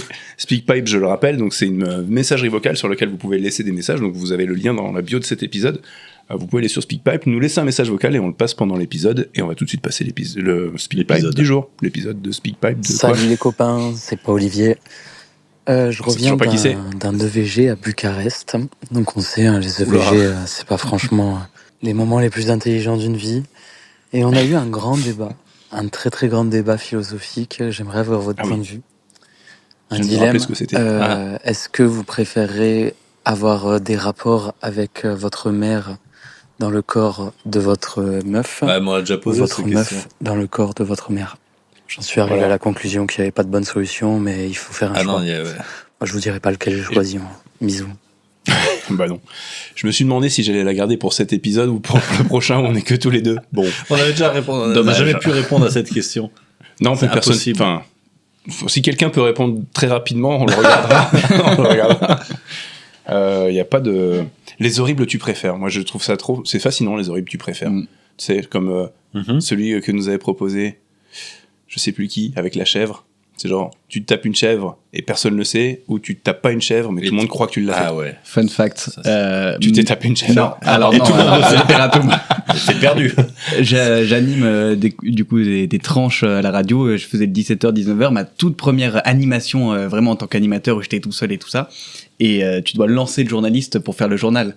Ma première phrase de mon premier moment d'animation, je lance le journaliste qui m'a écrit cette phrase-là. C'était un acte, un jeune dans la vallée de la Roya qui avait fait un acte de zoophilie sur une chèvre. Oh merde. Et donc, première phrase de ma carrière d'animateur, c'est un jeune passé en garde à vue pour acte de zoophilie sur une chèvre. Putain, et quelles étaient les probabilités pour que pas Olivier dise ça et que ça te rappelle cette histoire-là? C'est fou. Et donc, mais t'as dû dire quoi exactement? C'est quoi le propos que t'as fait quoi comme entrée en matière, j'ai envie de dire? Mais non, en vrai, c'est une phrase de journaliste qui le journaliste t'écrit pour justement le lancer, pour que lui son flash et ça. Je vois, donc c'est hyper sérieux, t'es obligé de rester dans le truc. Mais ça m'a marqué en mode, voilà comment ma carrière, ma genèse commence, quoi. Donc je me dis, ça, je m'en rappellerai toute ma vie, quoi. Donc, je comprends que ça marque les esprits, c'est clair. Du coup, voilà, il y avait cette question horrible. Personne peut répondre à un truc pareil. Les horribles, tu préfères, c'est. Et je savais pas si j'allais le garder pour cet épisode, mais finalement, je suis content d'avoir fait. Tant mieux, c'est pas plus mal. Je vais vous poser quelques petites questions. C'est le moment un petit peu interview. Alors, comme je l'explique, on n'est pas vraiment des journalistes, donc les questions que je vous pose, c'est les questions de mon moi naïf que j'ai envie de vous poser. La première que j'ai envie de poser direct, c'est est-ce qu'ils avaient des plumes ou est-ce qu'ils avaient des écailles, selon toi? Est-ce que tu es team plume ou team écaille? Alors, il n'y a même pas de team à avoir, finalement. Bah ouais, c'est... Parce que la question, elle est assez tranchée. Ah, c'est tranché? Ah ouais? Non, pas forcément. C'est team Rocket? C'est des réponses qu'on a commencé à avoir au courant des années 90, au moment de Jurassic Park, justement. Il y a des gisements exceptionnels, donc des gisements à préservation exceptionnelle. C'est des fossiles qui vont livrer des organes conservés, sous forme de roche. Et les téguments, c'est tout ce qui va couvrir la peau. Donc ça peut être des choses qui ressemblent à des poils. On va parler de pycnofibres, puisque c'est pas des mammifères, donc c'est des structures qui rappellent les poils, ou des protoplumes, ou des plumes, ou des écailles. Et en fonction des groupes de dinosaures dans lesquels tu es, donc, par exemple nos sauropodes au long cou, c'était clairement des écailles. Voilà, ou des ostéodermes aussi, des grosses écailles osseuses. Pour tout ce qui est proche des carnivores, là, jusqu'aux oiseaux, on va avoir des protoplumes, du duvet ou des plumes. Ok. Donc la question, elle est bien documentée aujourd'hui. Et donc il n'y a pas de team, c'est vraiment en fonction du dinosaure. Exactement. Ouais. Moi j'avais une question, c'est dans quelle mesure Jurassic Park dit de la merde? Parce que je pense que ça a façonné notre vision qu'on a des dinosaures. Est-ce que c'est bien documenté ou est-ce que ça pourrit notre imaginaire collectif sur la représentation des dinosaures? Pour répondre à la question, j'ai regardé aucun Jurassic World parce que ça m'agace. Okay. Et ça agace même les fans de Jurassic Park, je te rassure. Jurassic Park, le 1, je le trouve génial. Ça n'a pas existé. Non, voilà. Je le trouve vraiment génial parce que pour les connaissances qu'il y avait à l'époque, il était très juste scientifiquement. Ok. Voilà. Donc il est critiquable quand même. On voit les vélociraptors qui sont très grands. En fait, ils faisaient pas du tout cette taille-là. C'est des animaux qui font à peu près la taille d'une grosse dinde. Okay. C'est vraiment très petit un vélociraptor. Les animaux qu'on voit dans Jurassic Park, c'est des Deinonychus en réalité. Mais je pense que le nom devait être trop dur à prononcer. C'était pas assez vendeur, pas assez marketing. On a choisi vélociraptor. C'est que Raptor, du coup, maintenant, c'est inscrit dans l'inconscient collectif, quoi. Ouais, complètement. D'ailleurs, nous, on a des découvertes dans le Var qu'on associe au même groupe. Et quand on dit, je sais pas, Variraptor, des trucs comme ça aux gens, les raptors de Jurassic Park, c'est un cousin. De suite, ça parle. C'était l'autre nom que t'avais dit, sinon? Celui qu'on a dans le Var ? Non, celui qui est dans le film, c'est plutôt des... Ah, c'est un Deinonychus. Donc c'est c'est vrai un que raptor aussi. Raptor sonne vachement mieux que Nicus quand même, je trouve. Et c'est le groupe donc, de Dromaeosauridés, c'est le vrai nom. Les Dromaeosauridés, on va retrouver un groupe qui avoisine la taille d'un être humain. D'accord. Voilà, le droméosaure. Donc pour redire encore, les vélociraptors sont beaucoup plus petits. Ça, c'est la première critique qu'on pourrait faire. Il y a beaucoup d'inexactitudes comme ça dans la représentation des dinosaures dans le premier Jurassic Park, mais encore, on va dire que ça peut passer. Okay.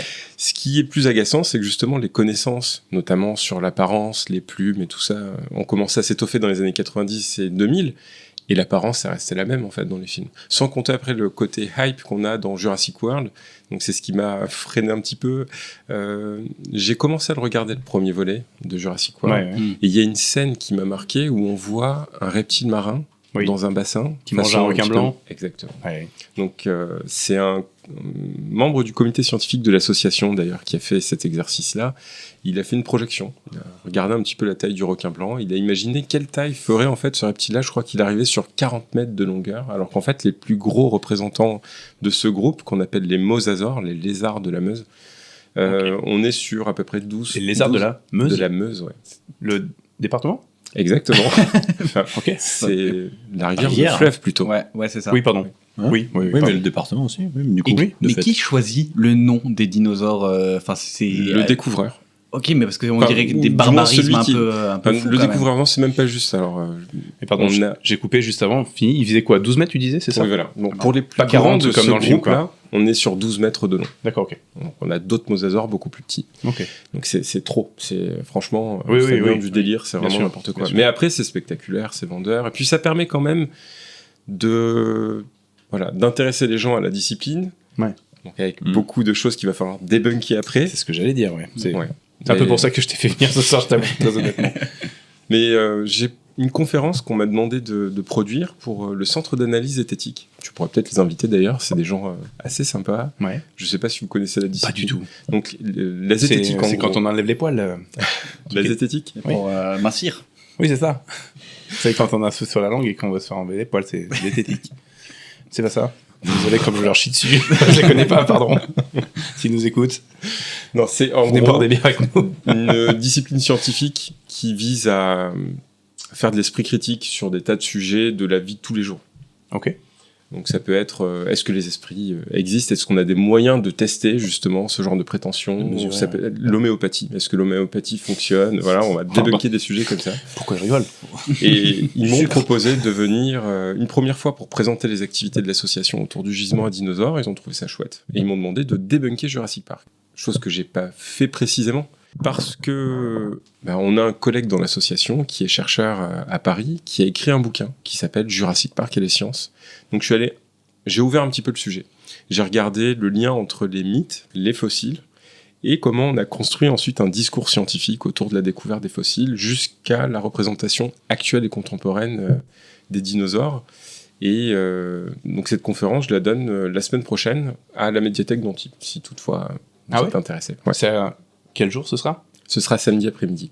L'épisode sort mercredi, donc s'il y a des gens qui veulent aller vérifier ça, allez-y. C'est pile de bon moment. Ouais, donc comme je digresse beaucoup, je sais même plus si j'ai répondu à ta question. Je sais même plus quelle était la question, je t'avoue. C'est la taille du mosasaure, je crois. Non, ça on l'avait dit.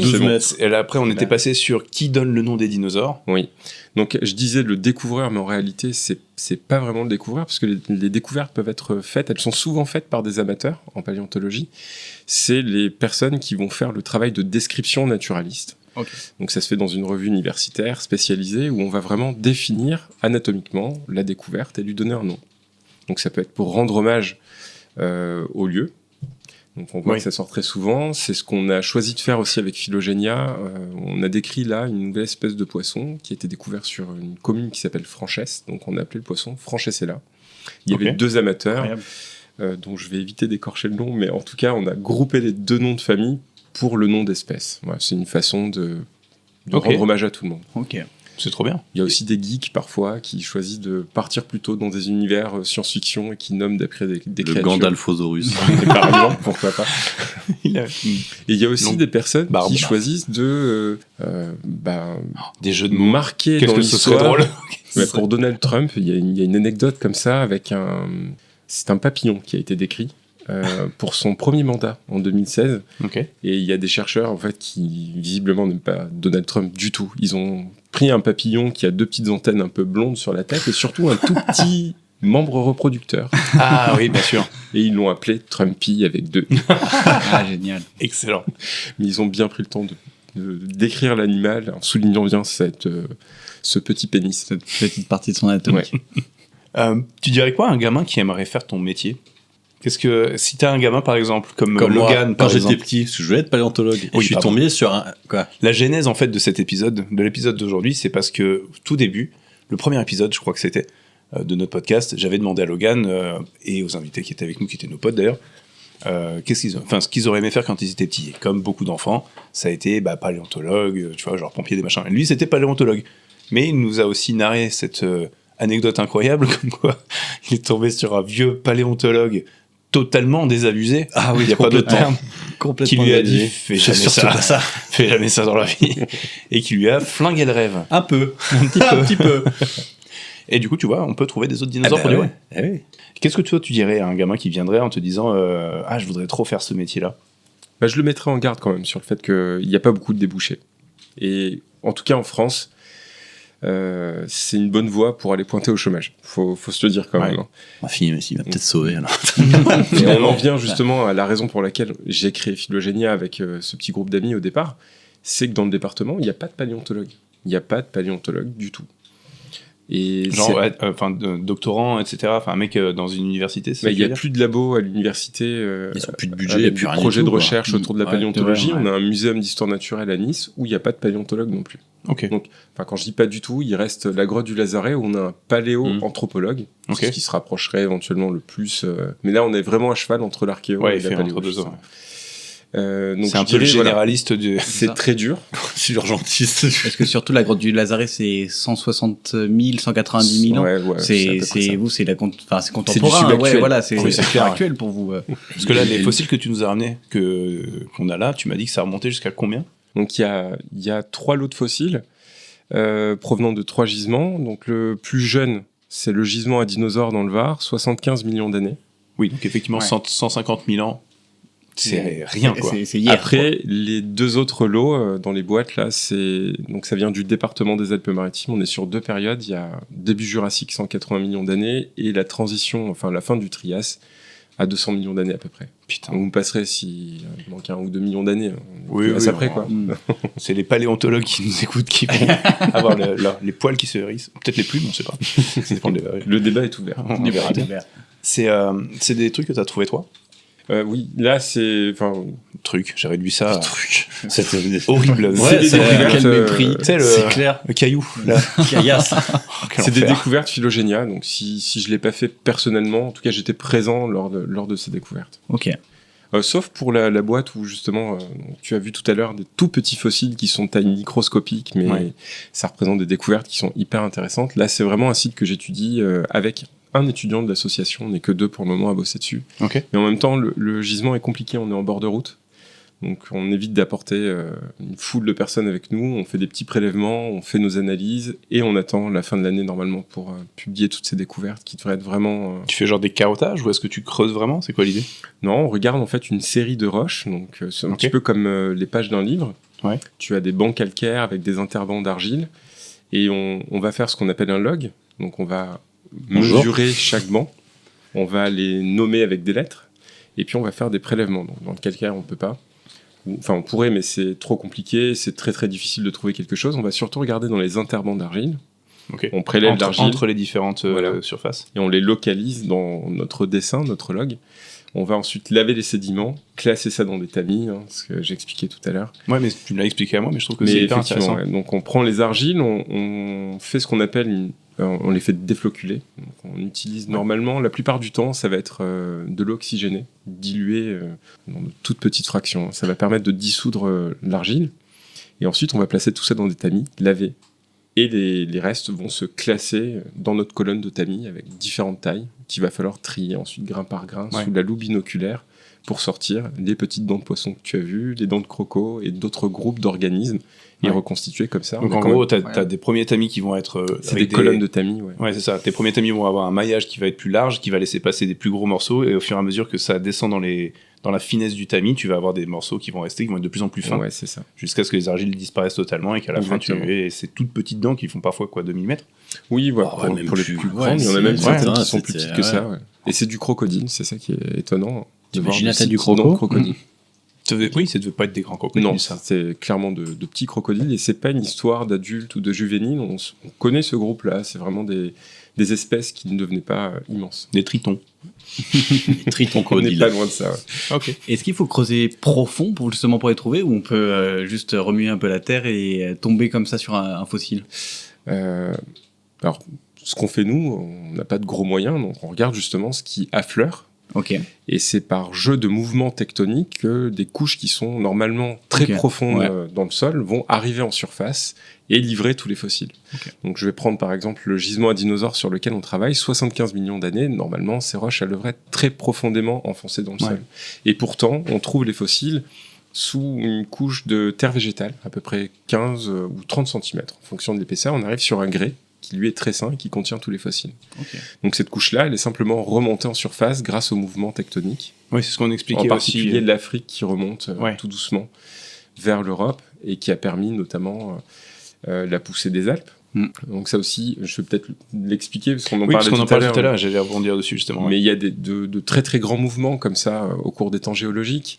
Si on se place à l'époque où vivaient les dinosaures du Haut-Var, donc il y a 75 millions d'années, il faut imaginer une époque où, au sud du département, ou au sud de la région, on avait une chaîne de montagnes qu'on appelle les Tyrénides, qui n'existe plus aujourd'hui. Elle a été érodée, brisée, et puis surtout enfouie sous la Méditerranée. Et au nord, à la place de la chaîne de montagnes alpine, on avait de la mer alpine, dans laquelle on allait avoir des reptiles marins, des ammonites. Et donc c'est pas l'eau tout ce qu'on trouve à Cossol et tout ça. Voilà. Donc c'est pas l'eau qui montait à Cossol par exemple. Hein. C'est vraiment ces couches qui étaient au fond de la mer qui ont été poussées par le mouvement de l'Afrique qui remonte vers l'Europe jusqu'à. Alors pas que l'Afrique. Hein. Il y a aussi la péninsule italienne par exemple qui est venue heurter les territoires et faire pousser ces chaînes de montagnes. Voilà. C'est trop. Moi, je trouve ça fascinant. Parce que du coup, je me projette en me disant, dans, j'en sais rien, 100 millions d'années potentiellement, les montagnes qu'on connaît aujourd'hui n'existeront pas, ou la mer qu'on a là sera encore remontée. Enfin, je trouve ça fou, quoi. C'est passionnant. C'est dingue. Oui, c'est un niveau. On a des vies qui sont beaucoup trop courtes. Ouais, voilà, c'est ça. On n'arrive pas à l'imaginer. Et c'est ce qui amène aussi certaines personnes à nier l'existence de tels phénomènes. Oui, parce que ça n'existe pas sous notre propre existence. Donc, c'est que. Ouais. Alors tu fais un timelapse de la planète, à chaque seconde tu ferais, je sais pas, un million d'années, centaine, un million d'années, ce serait, tu verrais tout bouger, genre. Ça existe, la Pangée, tu vois les animations de ça, je trouve ça fou. Tu as des paléogéographes qui reconstituent la paléogéographie, donc les limites des continents de l'époque, des différents territoires, et qui font des modélisations, des animations qu'on utilise nous en conférence pour montrer justement sur le temps long tous ces mouvements de territoire et comment on arrive justement à la géographie actuelle. Ok. Tu disais qu'il y avait des sites sur la Côte d'Azur. Il y en a beaucoup des sites. Et c'est ouvert aussi à tout le monde. Genre tu peux te promener, tu trouves un truc, tu dis je creuse là. Ouvert à tout le monde, dans l'absolu, oui. Tout le monde peut aller se balader, quelque chose, découverte. Ouais. Après, il faut savoir l'interpréter, parce que je vois, ne serait-ce que le gisement à dinosaures, c'est celui qu'on utilise le plus pour faire de la médiation, parce qu'il est très facile d'accès. Il est vraiment, c'est un terrain plat. Donc on peut emmener des classes, beaucoup de monde, ce qui n'est pas le cas des Alpes-Maritimes, où les terrains sont beaucoup plus accidentés, on est parfois à flanc de falaise, c'est beaucoup plus difficile, mais ce que je vois sur le gisement à dinosaures, c'est que lorsque les gens marchent sur des fragments d'os, ils ne les reconnaissent pas. Ouais. C'est un caillou, quoi. Exactement. Tu prends un os de grosse taille qui va être cassé, ça ressemble vaguement à une tuile, puis donc les gens ne le voient pas, je vais le décrire, mais les os ont une teinte qui peut évoquer justement la terre cuite. Oui, un peu le grès. Voilà, parce que c'est des os qui se sont enrichis des minéraux qui sont dans le sol, et des oxydes de métaux aussi, donc il y a un aspect un peu rouille, ça peut tirer sur le rouge violacé un peu, ces ossements. Donc s'ils sont fragmentaires, tu vas voir une roche qui est un petit peu bombée, c'est un bout de tuile ou quelque chose comme ça, puis tu vas pas forcément c'est de se dire, si tu vois ça en surface, c'est pas un truc de dino. Oui, ça peut pas être aussi exceptionnel, puisque c'est juste là. Non, tu les vois, les mecs qui creusent pendant des mois et des mois. Alors toi, tu vas pas te taper dedans. Et est-ce qu'on a très vite compris, moi je me pose par exemple un mec à l'Antiquité, au Moyen-Âge, lui il savait pas qu'il y avait des dinosaures à l'époque. Genre, à quel moment on s'est dit ah bah tiens, avant nous il y avait des grosses bestioles. Voilà, tu vas me faire spoiler la conférence de la semaine prochaine. Bah, à l'Antiquité, non, mais, justement, je mais crois. si, il y a quand même des choses comme ça. Alors, on n'a pas forcément de traces documentées de toutes les interprétations qu'il y a pu avoir autour des fossiles. Mais on sait quand même qu'il y a eu des moments où les humains ont trouvé des choses et ils ont eu besoin d'interpréter. Par exemple, les Ammonites tirent leur nom des cornes du dieu Ammon. Donc je pense que les humains devaient interpréter ça comme ça, des cornes, des jeux de la nature, des choses qui se sont pétrifiées avec le temps. Qu'est-ce qu'on a aussi comme ça ? Il y a un bel exemple, c'est les éléphants nains de Méditerranée sont à l'origine, donc on va peut-être expliquer qu'il y a eu des éléphants nains en Méditerranée sur des îles comme la Sicile ou à Malte.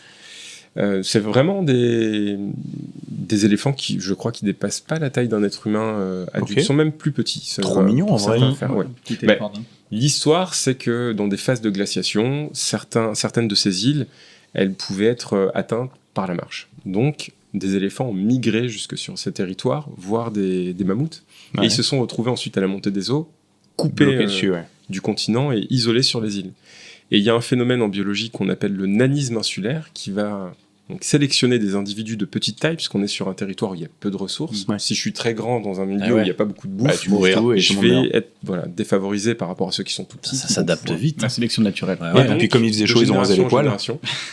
Tu deviens plus petit. Quoi. Et on retrouve comme ça sur différentes îles, la Crète, Malte, la Sicile, on retrouve des subfossiles aussi. C'est assez récent, c'est quelques millénaires, des squelettes d'éléphants dont les crânes ressemblent à ceux des humains, c'est des mammifères, beaucoup de similitudes. Et tu as surtout, en plein milieu du crâne, une grosse fente nasale pour l'insertion des muscles de la trompe, qui était interprétée comme un seul œil, enfin une orbite du cyclope. Voilà, et ça conduit au mythe du cyclope, qui est souvent décrit comme une créature qui vit seule sur une île retirée. Comme dans Ulysse, c'est incroyable. C'est excellent. Putain, excellent. J'ai envie de taper fort sur la table. C'est trop bien. Tu parlais d'un site où il y avait le site à dinosaures, t'appelais ça ? Le gisement à dinosaures qu'on étudie dans le Var. Ça, c'est un endroit qui est balisé, j'imagine. Enfin, tu peux pas y accéder n'importe comment, ça. Alors, la commune, sous l'impulsion de Philogénia, a décidé de prendre un arrêté de protection, puisqu'il y a quand même beaucoup de pillages. On est toujours chez quelqu'un. Il faut savoir, quand on fait une découverte, on est toujours chez quelqu'un. Ça peut être l'État, la commune, le département, la région, ou on est chez un particulier. Et la règle au niveau de la législation française, c'est que le propriétaire du terrain est propriétaire des fossiles. C'est pas comme en archéo, justement. L'archéologie, c'est très différent, c'est une autre discipline, et la législation n'est pas pareille. Donc il nous faut toujours l'autorisation du propriétaire pour fouiller. Nous, on travaille avec des conventions, et la commune sur laquelle on travaille maintenant a décidé de protéger ces gisements. Ok, d'accord. Voilà, pour éviter le pillage. C'est pour ça qu'il y a tu peux vendre des ossements aux enchères. Il y a déjà eu des squelettes de T-Rex ou des trucs comme ça, parce que si c'est trouvé sur un terrain privé, tu fais ce que tu veux. Alors les squelettes qu'on voit souvent à la vente viennent des États-Unis. Oui, c'est les États-Unis. Où la législation est encore différente. Parce qu'en archéologie, je sais pas. Ça change même en fonction des États. Les vestiges, tu peux rien faire. Au sein des États-Unis, chaque État va avoir une législation qui peut être plus ou moins souple. Ça peut amener des situations assez particulières. J'imagine. Et toi, Tom, du coup, pour rebondir un peu sur ce côté historique, dans tes reportages ou autres, tu fais de l'historique aussi comme ça ? Tu remontes jusqu'à quelle période à peu près ? Moi, c'est surtout sur... moi, je me concentre sur l'humain. Enfin, vraiment... la préhistoire grand maximum, même si la préhistoire c'est pas ma matière préférée parce que ça m'a vachement ennuyé en cours. Moi j'ai toujours kiffé l'histoire, donc vraiment comment un homme ou un groupe de personnes ont pu changer, modifier le cours du chose, ou avec de petites actions ont toujours une renommée maintenant. Enfin, comme ici, il y a des tableaux où on voit des figures de personnes, à un moment ils ont fait un truc, et même aujourd'hui, on se dit, waouh, ils ont assuré, quoi. Donc, c'est ça qui m'intéressait, mais je peux remonter jusqu'à la préhistoire, jusqu'à Terra Amata, on est à 400 000 ans avant notre ère. Mais, dès que l'humain ne fait plus partie de l'équation, ça m'intéresse. Oui, c'est ouais, voilà, ça la m'intéresse culture, un peu moins. la culture de l'humain avec un grand H, quoi. Bah, ouais, moi, l'histoire, dans comment je l'étudie, comment je la connais, ce sont des sciences humaines. C'est, il faut que ce soit documenté. Ouais, par des c'est traces ça, voilà, écrites. exactement. En fait, c'est l'apparition de l'écriture, c'est au moment où vous même, qu'il y ait des preuves que un mec il raconte ce qu'il a fait, parce que là, c'est un autre taf où et c'est pour ça que vous le prenez pas mal, tous les préhistoriens, tout ça.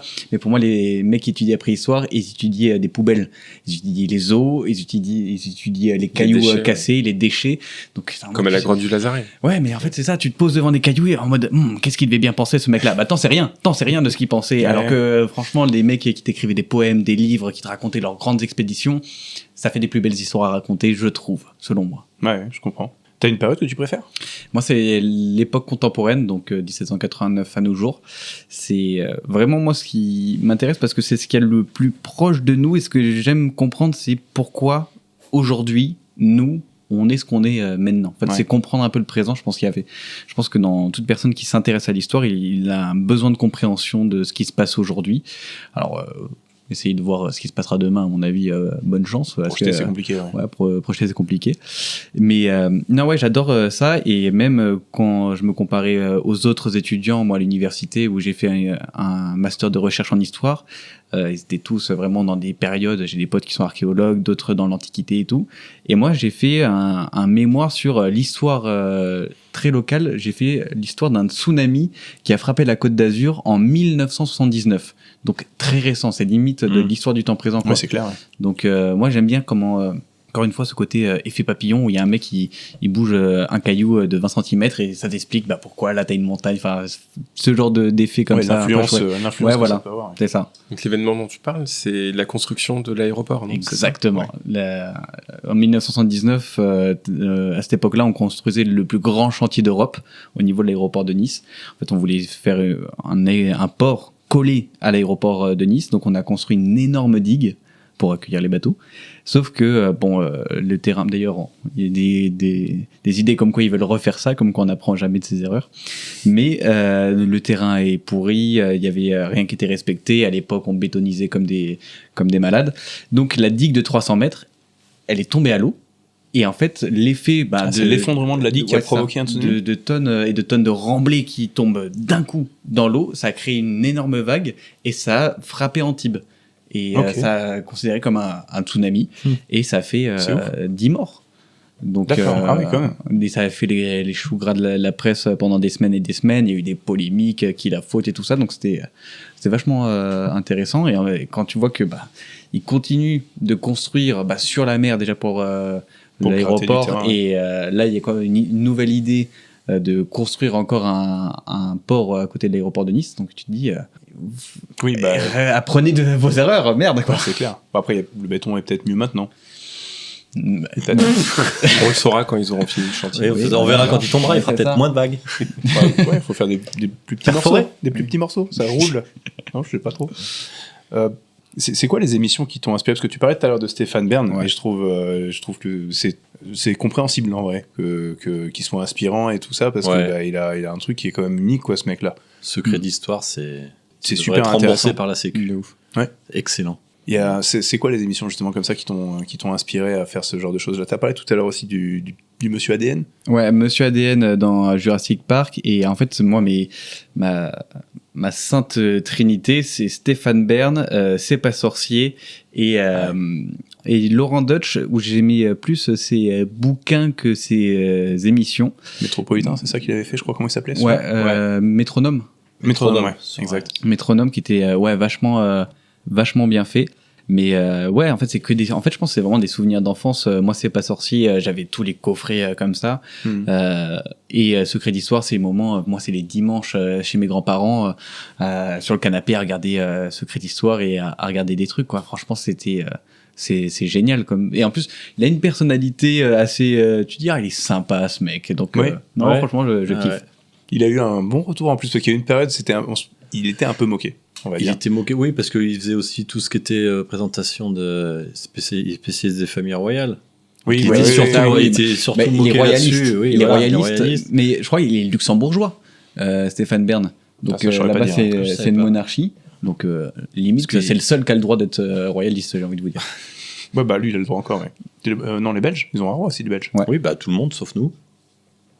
Les Espagnols. Les Espagnols, les Danois, les Suédois, les Anglais. Tu me grondes, c'est pas ma faute. Bah non, je sais. Alors, t'as pas fait la révolution? Bravo. Super.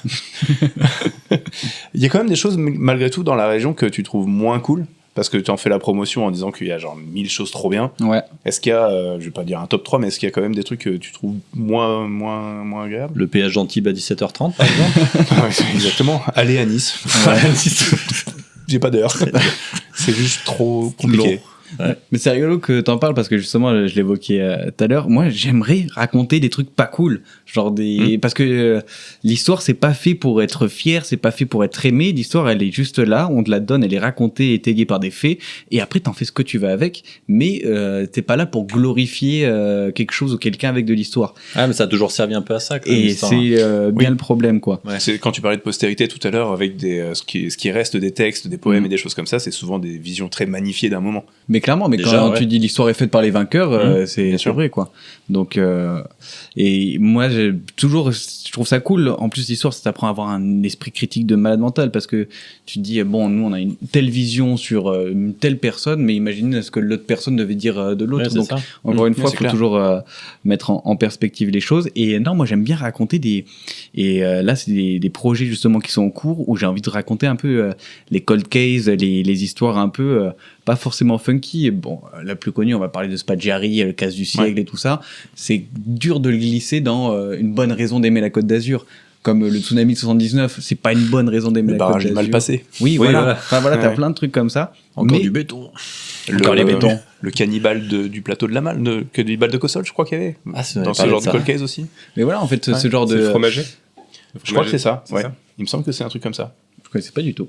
Ouais, il y a quelques histoires un peu rigolotes. Ouais, mais c'est chouette. Mais voilà, encore une fois, c'est limite, j'aimerais faire un mix entre enquête exclusive ou soit à la Pierre Bellemare. En fait, voilà, je veux le mix ultime entre Pierre Bellemare et Stéphane Bern. Voilà, exactement. Je veux ça comme des Pierre Bern. Bernmar. Donc ouais. J'aime bien ce genre de délire. Tu aurais la place parce que tu es sur Radio France. Donc, ouais, c'est ça. Sur Ici Azur. Ouais. Est-ce qu'il y a une radio locale sur Nice ou c'est je connais pas. C'est radio. En fait, t'as Radio France, ils ont plein d'antennes. Ils ont 44 locales, donc éparpillées dans toute la France. Donc ouais, elle est basée sur Nice. Et non, là, dans ce qui est parti pour, à mon avis, encore l'année prochaine, c'est je raconte encore une fois des bonnes histoires, des belles histoires en tout cas sur Ici Azur. Mais non, là, ce serait un projet plus TV avec TV Monaco. Avec TV Monaco, on serait parti sur ce genre de truc-là pour raconter, encore une fois, ce côté cold case, les secrets de la Riviera, mais pas forcément les belles histoires. Ouais, bien sûr. Tu aimerais avoir un côté un peu genre narratif au milieu de tout ça, avec genre reconstitution, ou c'est simplement plus de couvrir avec des lieux et des choses comme ça? C'est que ça coûte cher, les reconstitutions, c'est le problème. Même les archives, quand tu commences à mettre les doigts là-dedans, ça te coûte une fortune pour les sortir et tout ça. Ah ouais? Ouais, même avec l'INA, ils se font, ils se font des sous, non, parce qu'ils ont pas de sous de base, mais ils ont, c'est un business maintenant, les archives. Utiliser des archives, c'est payant? Ouais.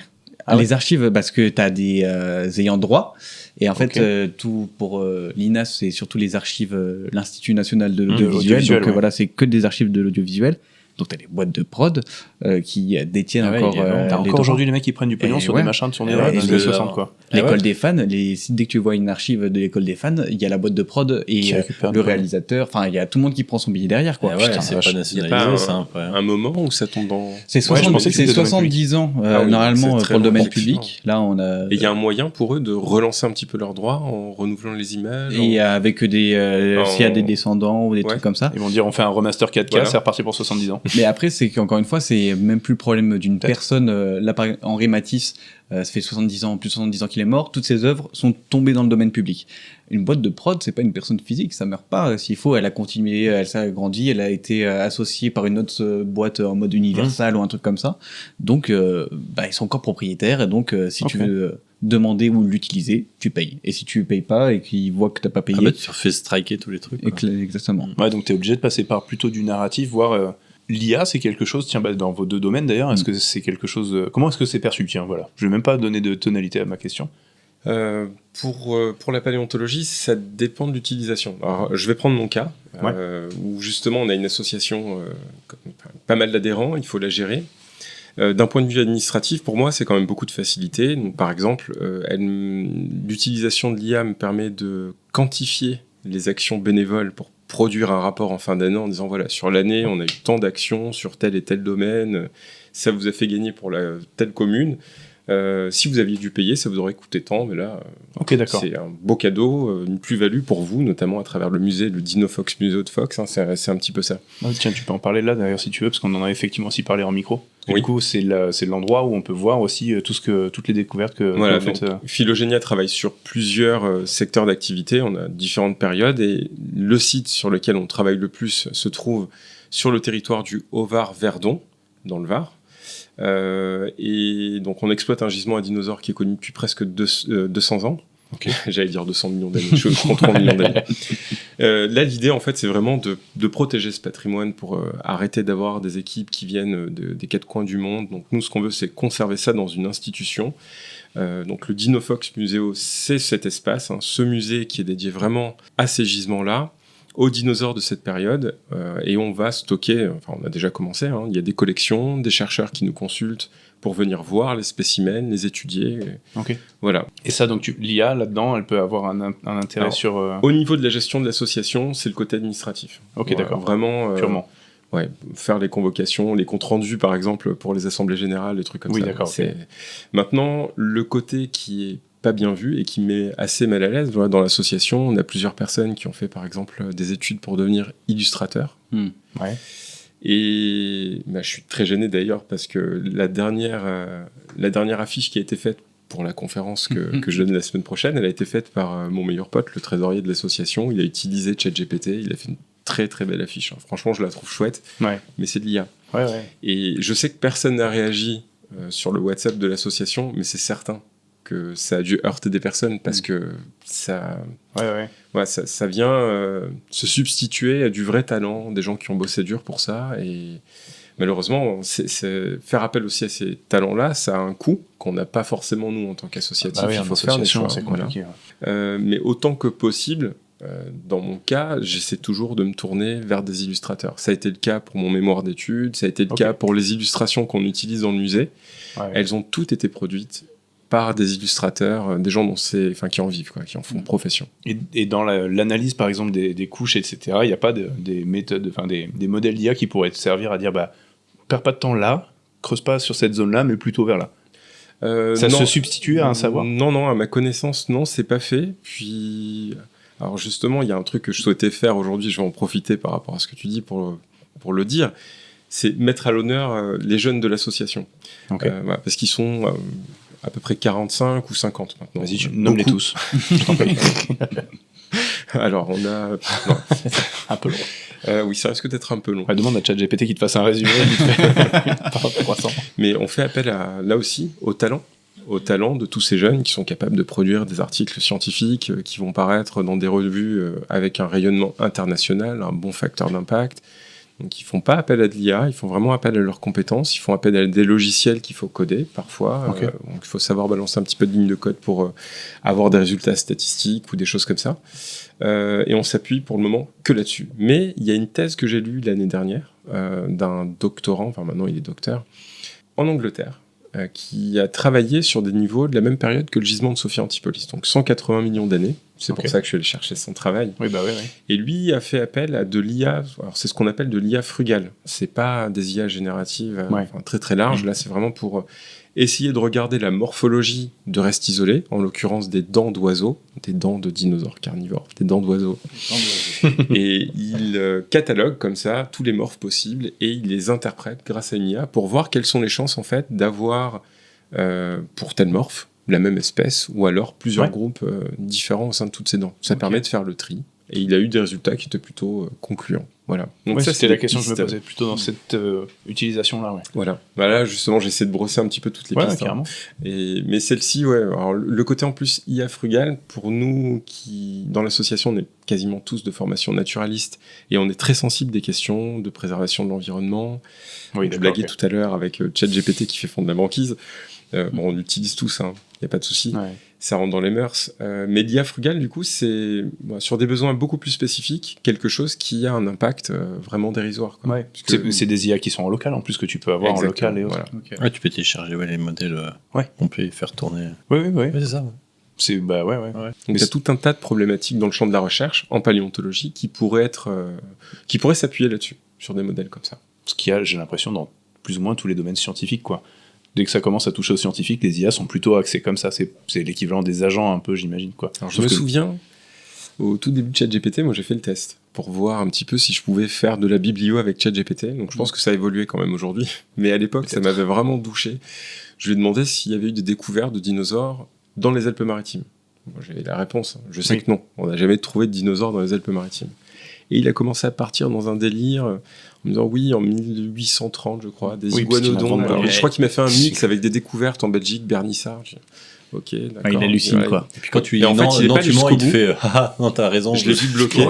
J'ai rafraîchi le prompt et il a recommencé à partir sur des dents isolées. Et à la 3e fois, il m'a répondu correctement en me disant non, il n'y a pas eu de découverte dans les Alpes-Maritimes. Et il m'a sorti un fossile d'un gros reptile marin en me disant voilà, on n'a pas de dinosaures, mais on a Agiosaurus. Agiosaurus, c'est un reptile marin qu'on a trouvé au Cap d'Agde. Cap d'Agde, pardon. Oui, du coup. Oui. Et celui-là, c'était pas un plume, c'était un à poil, du coup. Un Libertinosaurus. Ouais, naturaliste. Naturaliste.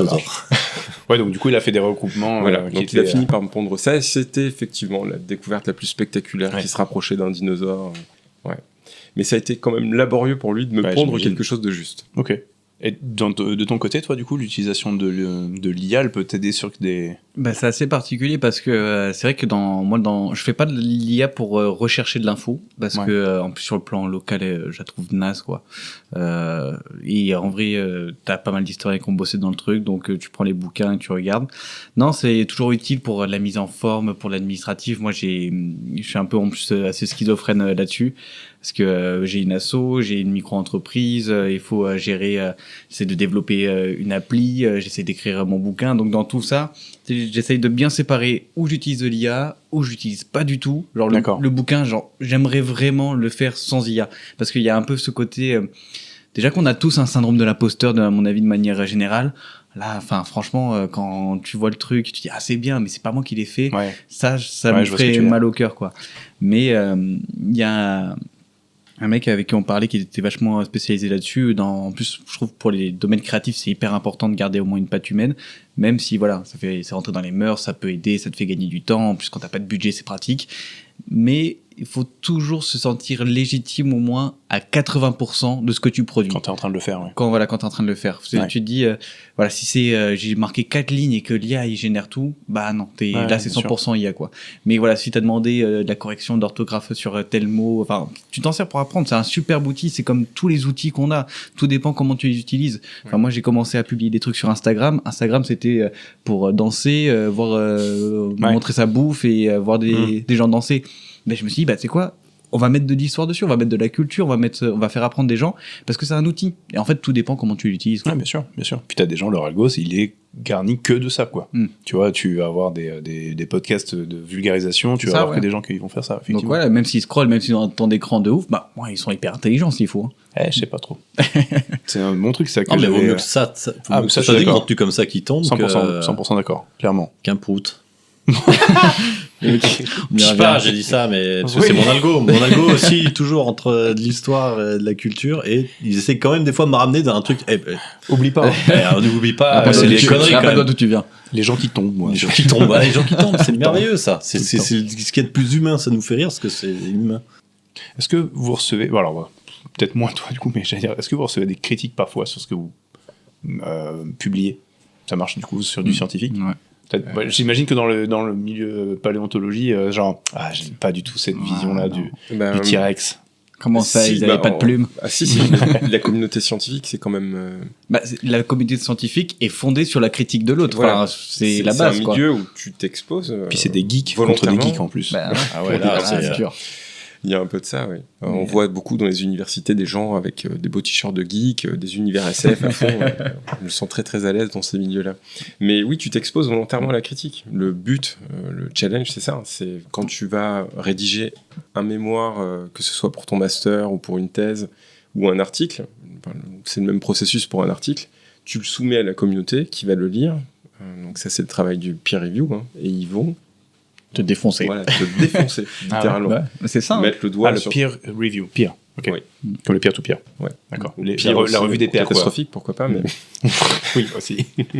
Non, mais c'est clairement ça. Et l'idée aussi derrière cette critique, c'est justement d'améliorer ton travail, de te revoir, te corriger et de faire en sorte que tes résultats présentés soient le plus robustes possible. D'accord, ok. Et de voir comment aussi tu justifies ton truc, quoi. Mais c'est vrai quand t'es face à un jury dans le monde universitaire, tu sais que ils sont pas là pour t'apprécier, les mecs en face. Ils vont juste te pointer tout ce qui va pas. Checker les faits, ouais. Ouais, checker les faits, et ils vont dire, pourquoi t'as fait ça? Ça, à mon avis, c'est pas juste. Et donc toi, t'es passé par une soutenance aussi, du coup. C'est ça. Donc tu sors le bouclier, t'essayes de te défendre comme tu veux, mais. C'était dans ta discipline, les soutenances, elles se passent comment? Elles sont sous quel format? Combien de temps? C'était, en plus, je me rappelle, j'avais pas dormi de la nuit, j'avais bossé là-dessus toute la nuit.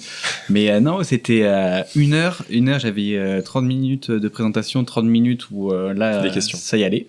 Et non, mais après, franchement, moi, c'était cool parce que j'ai eu mention très bien, et il a été publié dans une revue scientifique derrière, quoi. Donc, c'est les thèses, c'est ça? Soutenance de thèse? Moi, c'était un mémoire, je suis pas allé jusqu'au doctorat, je suis pas... D'accord. À ce moment-là, je me suis dit, c'est bon. Ouais, je suis tellement pas allé là que je sais même pas différencier l'un de l'autre, personnellement. Mémoire, c'est 5 ans d'études, la thèse, c'est 8, voire des fois plus. D'accord, c'est ce qui fait le doctorant derrière après. Ouais, voilà, ce qui fait le docteur. Et vu que j'ai vu le travail que c'est, où t'es, je trouve aussi assez solitaire dans le monde scientifique, où t'es un peu seul face à ta matière, que ce soit tes sources et tout ça. Donc, c'est parce assez... que tu développes ta propre expertise sur un sujet. Clairement, quoi. C'est une niche, quoi. Ouais. Et donc, ouais, c'est franchement tellement de respect pour toutes les personnes en soi qui sont arrivées à ce niveau-là, parce qu'il faut, à mon avis, une force, une discipline, mais de malade mental, quoi. Et bien encaisser la critique aussi. Et bien encaisser. Parce que parfois, c'est j'imagine. Il y a c'est une des dernières questions que je vous poserai. Il y a un objectif que vous rêvez d'atteindre dans vos domaines? Il y a genre le dinosaure que tu rêves de découvrir, ou alors au contraire peut-être en découvrir un et lui donner ton nom, celui de ta femme, je sais pas, tes gamins. Non, aujourd'hui mes souhaits, ils se portent sur d'autres points. Alors bien sûr, j'aimerais pouvoir décrire de nouvelles espèces de dinosaures ou d'autres organismes, mais s'il y a quelque chose vraiment que je toucherais comme une conclusion de tout ce que je fais, ce serait d'institutionnaliser le Dinofox Museo pour vraiment protéger ce patrimoine, en faire un lieu reconnu parmi les chercheurs pour venir travailler sur nos collections. Voilà, que ce soit pérennisé et laissé pour les générations futures. Voilà, c'est vraiment mon objectif. Pouvoir le faire pérenniser. Pour le Dinofox Museo. Ok. C'est toi qui l'as fondé? Enfin, avec toi, avec Philogénia? Oui, Philogénia, c'est vraiment un travail d'équipe. Hein. Oui, j'imagine, j'entends bien. Ouais. Donc tu as le bureau qui va proposer des idées, et puis ensuite... après, les gens qui vont travailler dessus. Mais pour le Dinofox Museo, ça a mobilisé énormément de compétences, donc des gens à Bac+5, Bac+8, Bac+11, dans le milieu de la muséographie, donc tout un tas de disciplines pour vraiment proposer quelque chose de robuste. Donc on n'a pas juste fait une petite exposition de quelques collections, on a vraiment tout un discours derrière qui est présenté sous forme de posters. On a aussi fait appel à un youtubeur varois qui est passionné de paléontologie. Je me demandais ça justement. Est-ce qu'il y a des influenceurs dinosaures? Simplex Paléo. Donc Alex Bernardini, avec son petit accent varois. Nous, on adorait en plus écouter ses vidéos qui sont très très bien vulgarisées. Et on a décidé de se tourner vers lui pour le choix des vidéos pour le musée. Donc au sein du musée, tu as un écran où des vidéos tournent, mais tu as aussi, à côté de chaque vitrine et à côté de chaque panneau, de chaque poster, un QR code qui te renvoie à un contenu vidéo où tu as plus d'informations pour ceux qui en souhaitent un peu plus. Il est grand ce musée, juste par curiosité? Il est sur 2 niveaux. On a un rez-de-chaussée qui fait à peu près 40 mètres carrés et à l'étage, tu dois avoir à peu près 110 mètres d'expo. D'accord, ok. En tout, et on a une pièce attenante avec les collections, à peu près 50 mètres carrés supplémentaires. Ok, voilà. D'accord. Il y a une tête de T-Rex? Non, Avec parce qu'il n'y marqué a pas de bienvenue. T-Rex en Provence, et Ah, là je vais merde. me fâcher du coup. Non, l'idée... T-Rex en Provence. C'est ça. C'est... T-Rex en Provence, peut-être le titre de l'épisode. Ah, c'est génial. Je vais te capter maintenant. C'est génial. Mais voilà, de le débunker justement sur la fin, c'est un des trucs qu'on demande. Alors les journalistes viennent régulièrement et souhaitent faire quelque chose de spectaculaire. Bah, Donc bien ils nous sûr. demandent les T-Rex, quand est-ce que vous allez en parler. Mais nous, notre projet, c'est justement parler de notre patrimoine local, Ouais, carrément. des espèces qu'on avait ici sur notre territoire en Provence. Le pambagnaosaure. La Socasaurus. Le Socasaurus. Le Pastagasaure aussi. Oh, celui-là il me plaît aussi. J'aime bien. Non, donc mais de blague vraiment à de part, remettre- on a des dents d'un dinosaure qu'on appelle Ricardo Estesia. Ok. Et il y avait quelqu'un un jour en conférence qui m'a dit, mais c'est par rapport au pastis Ricard. Bien sûr. Les gens du Sud. Normal. Ouais. Ok. Et toi, du coup, ce serait quoi l'objectif que tu aimerais atteindre, si tu arrives à t'en définir un? Bah, vous voyez Stéphane Bern. Ouais, bah oui. Voilà, c'est en vrai ce genre de délire-là à faire de la création et de raconter tout. En fait, moi, je veux raconter de l'histoire. Je vois pas ce que je pourrais faire d'autre de ma vie que de raconter des histoires. Donc, en soi, faire ce genre de contenu, de création audiovisuelle, parce que ça m'intéresse beaucoup, ouais, c'est vraiment être une sorte de mix. Voilà, secret d'histoire, c'est pas sorcier, et en arriver à ce niveau-là, quoi. Sur de la télé, tu rêverais de le faire? C'est un rêve, la télé, ou pas pour toi? Bah ouais, en soi, parce que même si j'ai vraiment la génération YouTube où vraiment moi je regarde en soi je regarde que très peu la télé même, mais j'aime bien ce côté grand moyen, ce côté très carré qu'a la télé, contrairement à YouTube, parce qu'encore une fois c'est YouTube, t'es souvent seul, ou alors il faut vraiment que tu perces pour avoir ton équipe, et encore une fois ça reste un taf précaire, hein, créateur de contenu et tout. C'est clair. Alors que la télé, t'as l'impression de jouer dans la cour des grands. Alors peut-être je C'est changerai l'image d'avis, que j'en ai voilà, aussi. je penserai à un autre truc après. Mais pour l'instant, ouais, c'est la télé, encore le côté traditionnel, et essayer de... Dans tous les cas, il faudra bien un remplaçant à ces grandes figures et ces grands noms-là. Donc j'espère en faire partie. Bah écoute, touche du bois, il y en a partout là. Touche du bois pour toi. Je te le souhaite vraiment. Ça serait très très cool. On va conclure du coup cet épisode par une petite question que j'avais envie de vous poser pour terminer, qui est: est-ce qu'il y a une œuvre culturelle qui vous a marqué à un moment de votre jeunesse, un moment de votre vie, que vous aimeriez partager avec nous? Moi, c'est le film Les 12 hommes en colère. Ah, putain. La version, je crois que c'est 58, là, en noir et blanc. C'est un huis clos comme ça. Je pourrais le regarder en boucle, il est juste incroyable. Putain, tu sais que ça fait partie de ma wishlist, mais vraiment, genre, il est dans le top et je l'ai jamais vu encore. Ah et bah, pourtant, voilà. il est partout. Je l'avais vu en cours. En cours, tu l'as vu? Ouais. Putain, ça, c'est des bons profs. Moi, ils m'ont fait regarder la Dolce Vita 4 fois d'affilée. Ah bah, ça fait peut-être beaucoup trop, 4 fois d'affilée. Ouais. Une fois Je peux dire que la fois de Trévis, à la faute maintenant. 12 hommes en colère, ouais. Ouais, bah du coup, vraiment, je te le conseille. Ouais. C'est très sympa. C'est quoi qui t'a plu dans ce film-là? Bah en fait, moi je suis un grand passionné de théâtre, et là c'est un huis clos, donc c'est dans une pièce unique. Pour juste donner un peu l'eau à la bouche, c'est 12 hommes, ils sont membres d'un jury, et ils doivent décider de la mort ou pas d'un jeune homme qui a genre 18 ans. Et il y en a 11 qui sont pour le mettre à mort, et il y en a un qui veut pas. Tu verras la suite. Voilà. Ça me fait très très envie. Tu as vu ça, c'était il y a longtemps? T'étais avec quel âge? Bah ouais, j'ai dû le voir, j'avais 16-17 ans, et je pense qu'il n'y a pas une année où je me le regarde pas encore une fois, quoi. D'accord. Il est incroyable. Trop bien. Il y a quelque chose qui te vient, toi, Gérald? Alors, je vais pas faire très original. Alors, je vais pas parler de Jurassic Park. J'étais comme ça, t'as vu mon sourire qui faisait il va le dire. Non, mais je suis passionné de science-fiction depuis tout gamin. Je suis tombé dedans vraiment très très tôt. Tout ce qui est space opéra, et bon, en fait, à peu près tout ce qui est de bonne production dans l'espace me fait vibrer. Et il y a une œuvre qui continue en plus à être enrichie et produite aujourd'hui, qui m'a vraiment accroché depuis l'âge de 10 ans à peu près. C'est l'univers de Star Trek.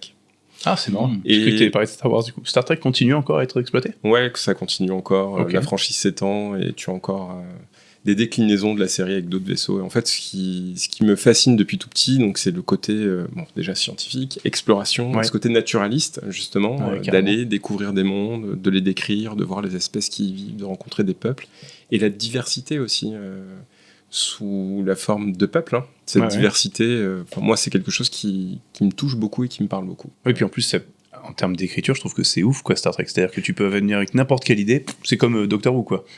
Tout est possible. C'est ça qui est de bien dans cette œuvre-là. Jamais été dans Star Trek. J'ai jamais plongé dedans Moi non plus. Mais en même temps, c'est moins diffusé aussi. C'est plus dur à trouver. La série originale, étonnamment, je la connais pas. Ouais. Moi, ma génération, c'était plutôt Star Trek Nouvelle Génération. Et toutes les séries ensuite qui ont découlé de cet univers-là. Et donc Monsieur Spock, je connais, mais j'ai jamais regardé. Je devrais. Il faudrait Nimoy. Ouais, exactement. Donc moi, je suis d'une génération plutôt 80-90. Voilà. Comment il s'appelle l'acteur qui jouait dans Heroes aussi, le méchant? Bah bon, bref, j'ai pas les noms. Zachary Quinto. Exactement. Ouais. Qui était le Monsieur Spock de cette génération-là. Donc là, si vous voulez découvrir les nouvelles séries, il y a un nouveau Star Trek qui reprend les équipages des années 70 qui s'appelle Strange New World. Et la série, elle est juste magnifique. Il y a de l'humour, c'est excellent. Trop bien. Ouais. Ça se trouve où, ça? Sur quoi tu vois? Alors, c'est pas Prime Video, c'est sur Paramount. Ok. Eh ben, écoute, trop bien. Star Trek, personne ne l'avait encore dit. Donc... Non. C'est vrai. Très, très cool. Logan, est-ce que tu veux bien te lever pour récupérer derrière sur la boîte rouge que tu vois 2 petits sachets? C'est pas des dinosaures à mettre dans l'eau et qui vont sortir au bout de 48 heures immergés dans vrais dinosaures. C'est des vrais dinosaures. Ah. Avec des toutes petites dents comme ça, par contre, celle-là. On connaît bien ça. En fin d'épisode, on aime bien offrir à nos invités un petit biscotti de la fortuna. Et biscuit de la fortune pour ceux qui parlent pas espagnol. Oui, c'est ça. De manière générale, c'est quand même plutôt bien. Donc, on vous invite à les ouvrir et Allez. Alors, c'est écrit en allemand et en anglais. Hein. Ah, bah, super. Ah oui, c'est vrai. Ouais, ça tombe bien, j'ai un accent magnifique en allemand. Voilà. Il peut pas sortir. Ah, voilà. Vous allez décrire une nouvelle espèce de dinosaure cette semaine. Dis donc. C'est très précis. C'est un sacré biscuit, celui-là. Ah. There is a lucky star of wealth above you. Eh ben, c'est pas mal ça. Donc, tu as une étoile bien heureuse de richesse. Bienveillante. Non, of wealth. De richesse. Wealth. De richesse. C'est ça. The Star of Wealth. Donc, du coup, du pognon pour Philogénia et pour découvrir des dinosaures. Ça fait plaisir. Encore plus. Philogénia, est-ce que même le musée, ils ont un compte Instagram ou quelque chose comme ça? On peut se retrouver sur les réseaux? Je m'occupe pas trop des réseaux sociaux parce que j'arrive pas à passer du temps dessus. Le fait de scroller m'agace et en général je dégage les applications. Ouais. Mais il y a des membres du conseil d'administration dont c'est la mission et on est en train de déployer justement sur Insta et sur TikTok. Ok, c'est cool, c'est important suivre, je pense. Ça participe à rendre le truc Facebook, la page existe déjà, donc il y a une page pour Philogénia, une page pour le Dinofox Museum. Ok. Donc on passe de l'actu scientifique et on montre aussi un petit peu ce qu'on fait lors de des actions, médiation, fouille, publication. Trop bien. Génial. Alors moi, mon petit papier, il me dit « Your arguments convince all skeptics ». Ok. Tu vas convaincre tout le monde. Tous les sceptiques. Vos arguments convainquent tous les sceptiques. Ça marche très bien avec ce qu'on expliquait tout à l'heure sur la thèse. Oui. Tu bâtis ton truc pour être infaillible. Ouais. C'est le mot qui me vient, mais c'est pas celui-là que je voulais dire. C'est de blinder ton travail.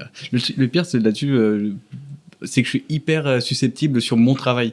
En fait, moi, dès que tu me critiques ce que je produis, sur moi, je m'en fous, mais sur ce que je fais, c'est un couteau dans le cœur à chaque fois, quoi. Ouais. Alors, je me dis, vraiment, quand tu dois passer des heures, des années, en plus, comme ça, les mecs, ils te défoncent, t'es en mode, ah non. C'est hyper dur. Sur la critique, justement, comme ça va, enfin, j'avais demandé tout à l'heure pour toi, mais je sais pas ce que tu m'avais dit, toi, sur... Non, moi, j'avais, dans ce qui est l'info, en soi, ça va, je me démerde pas mal, mais moi, ça me fait mourir de rire.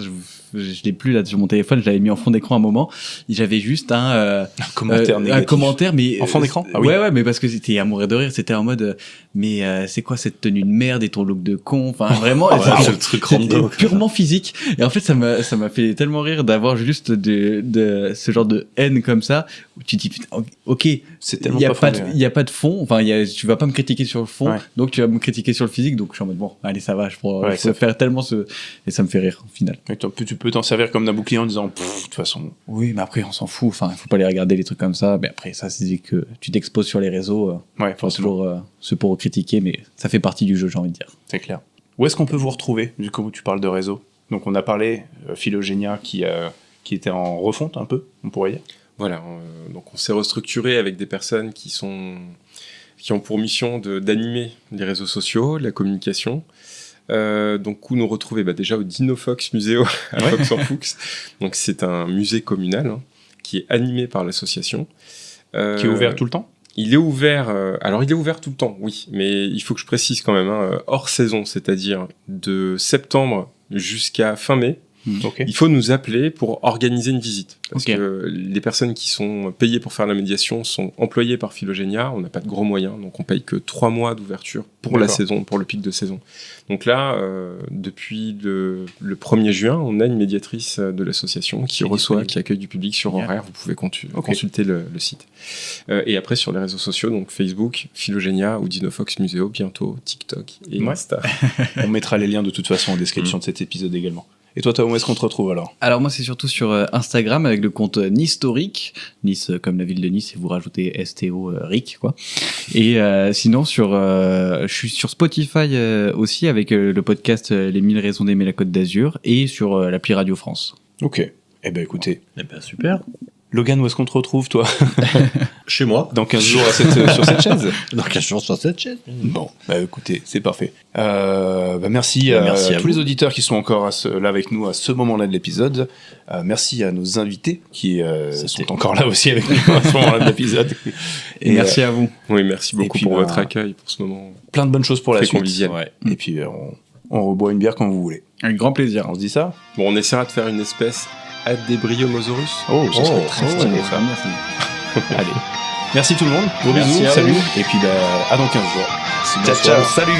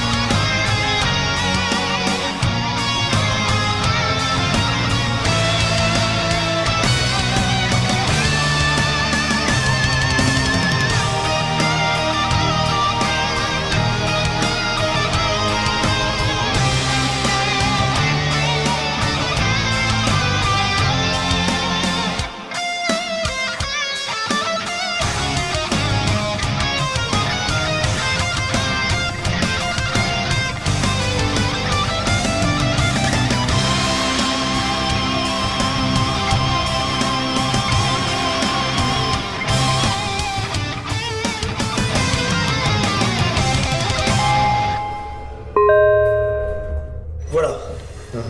Vous êtes parfaitement détendu.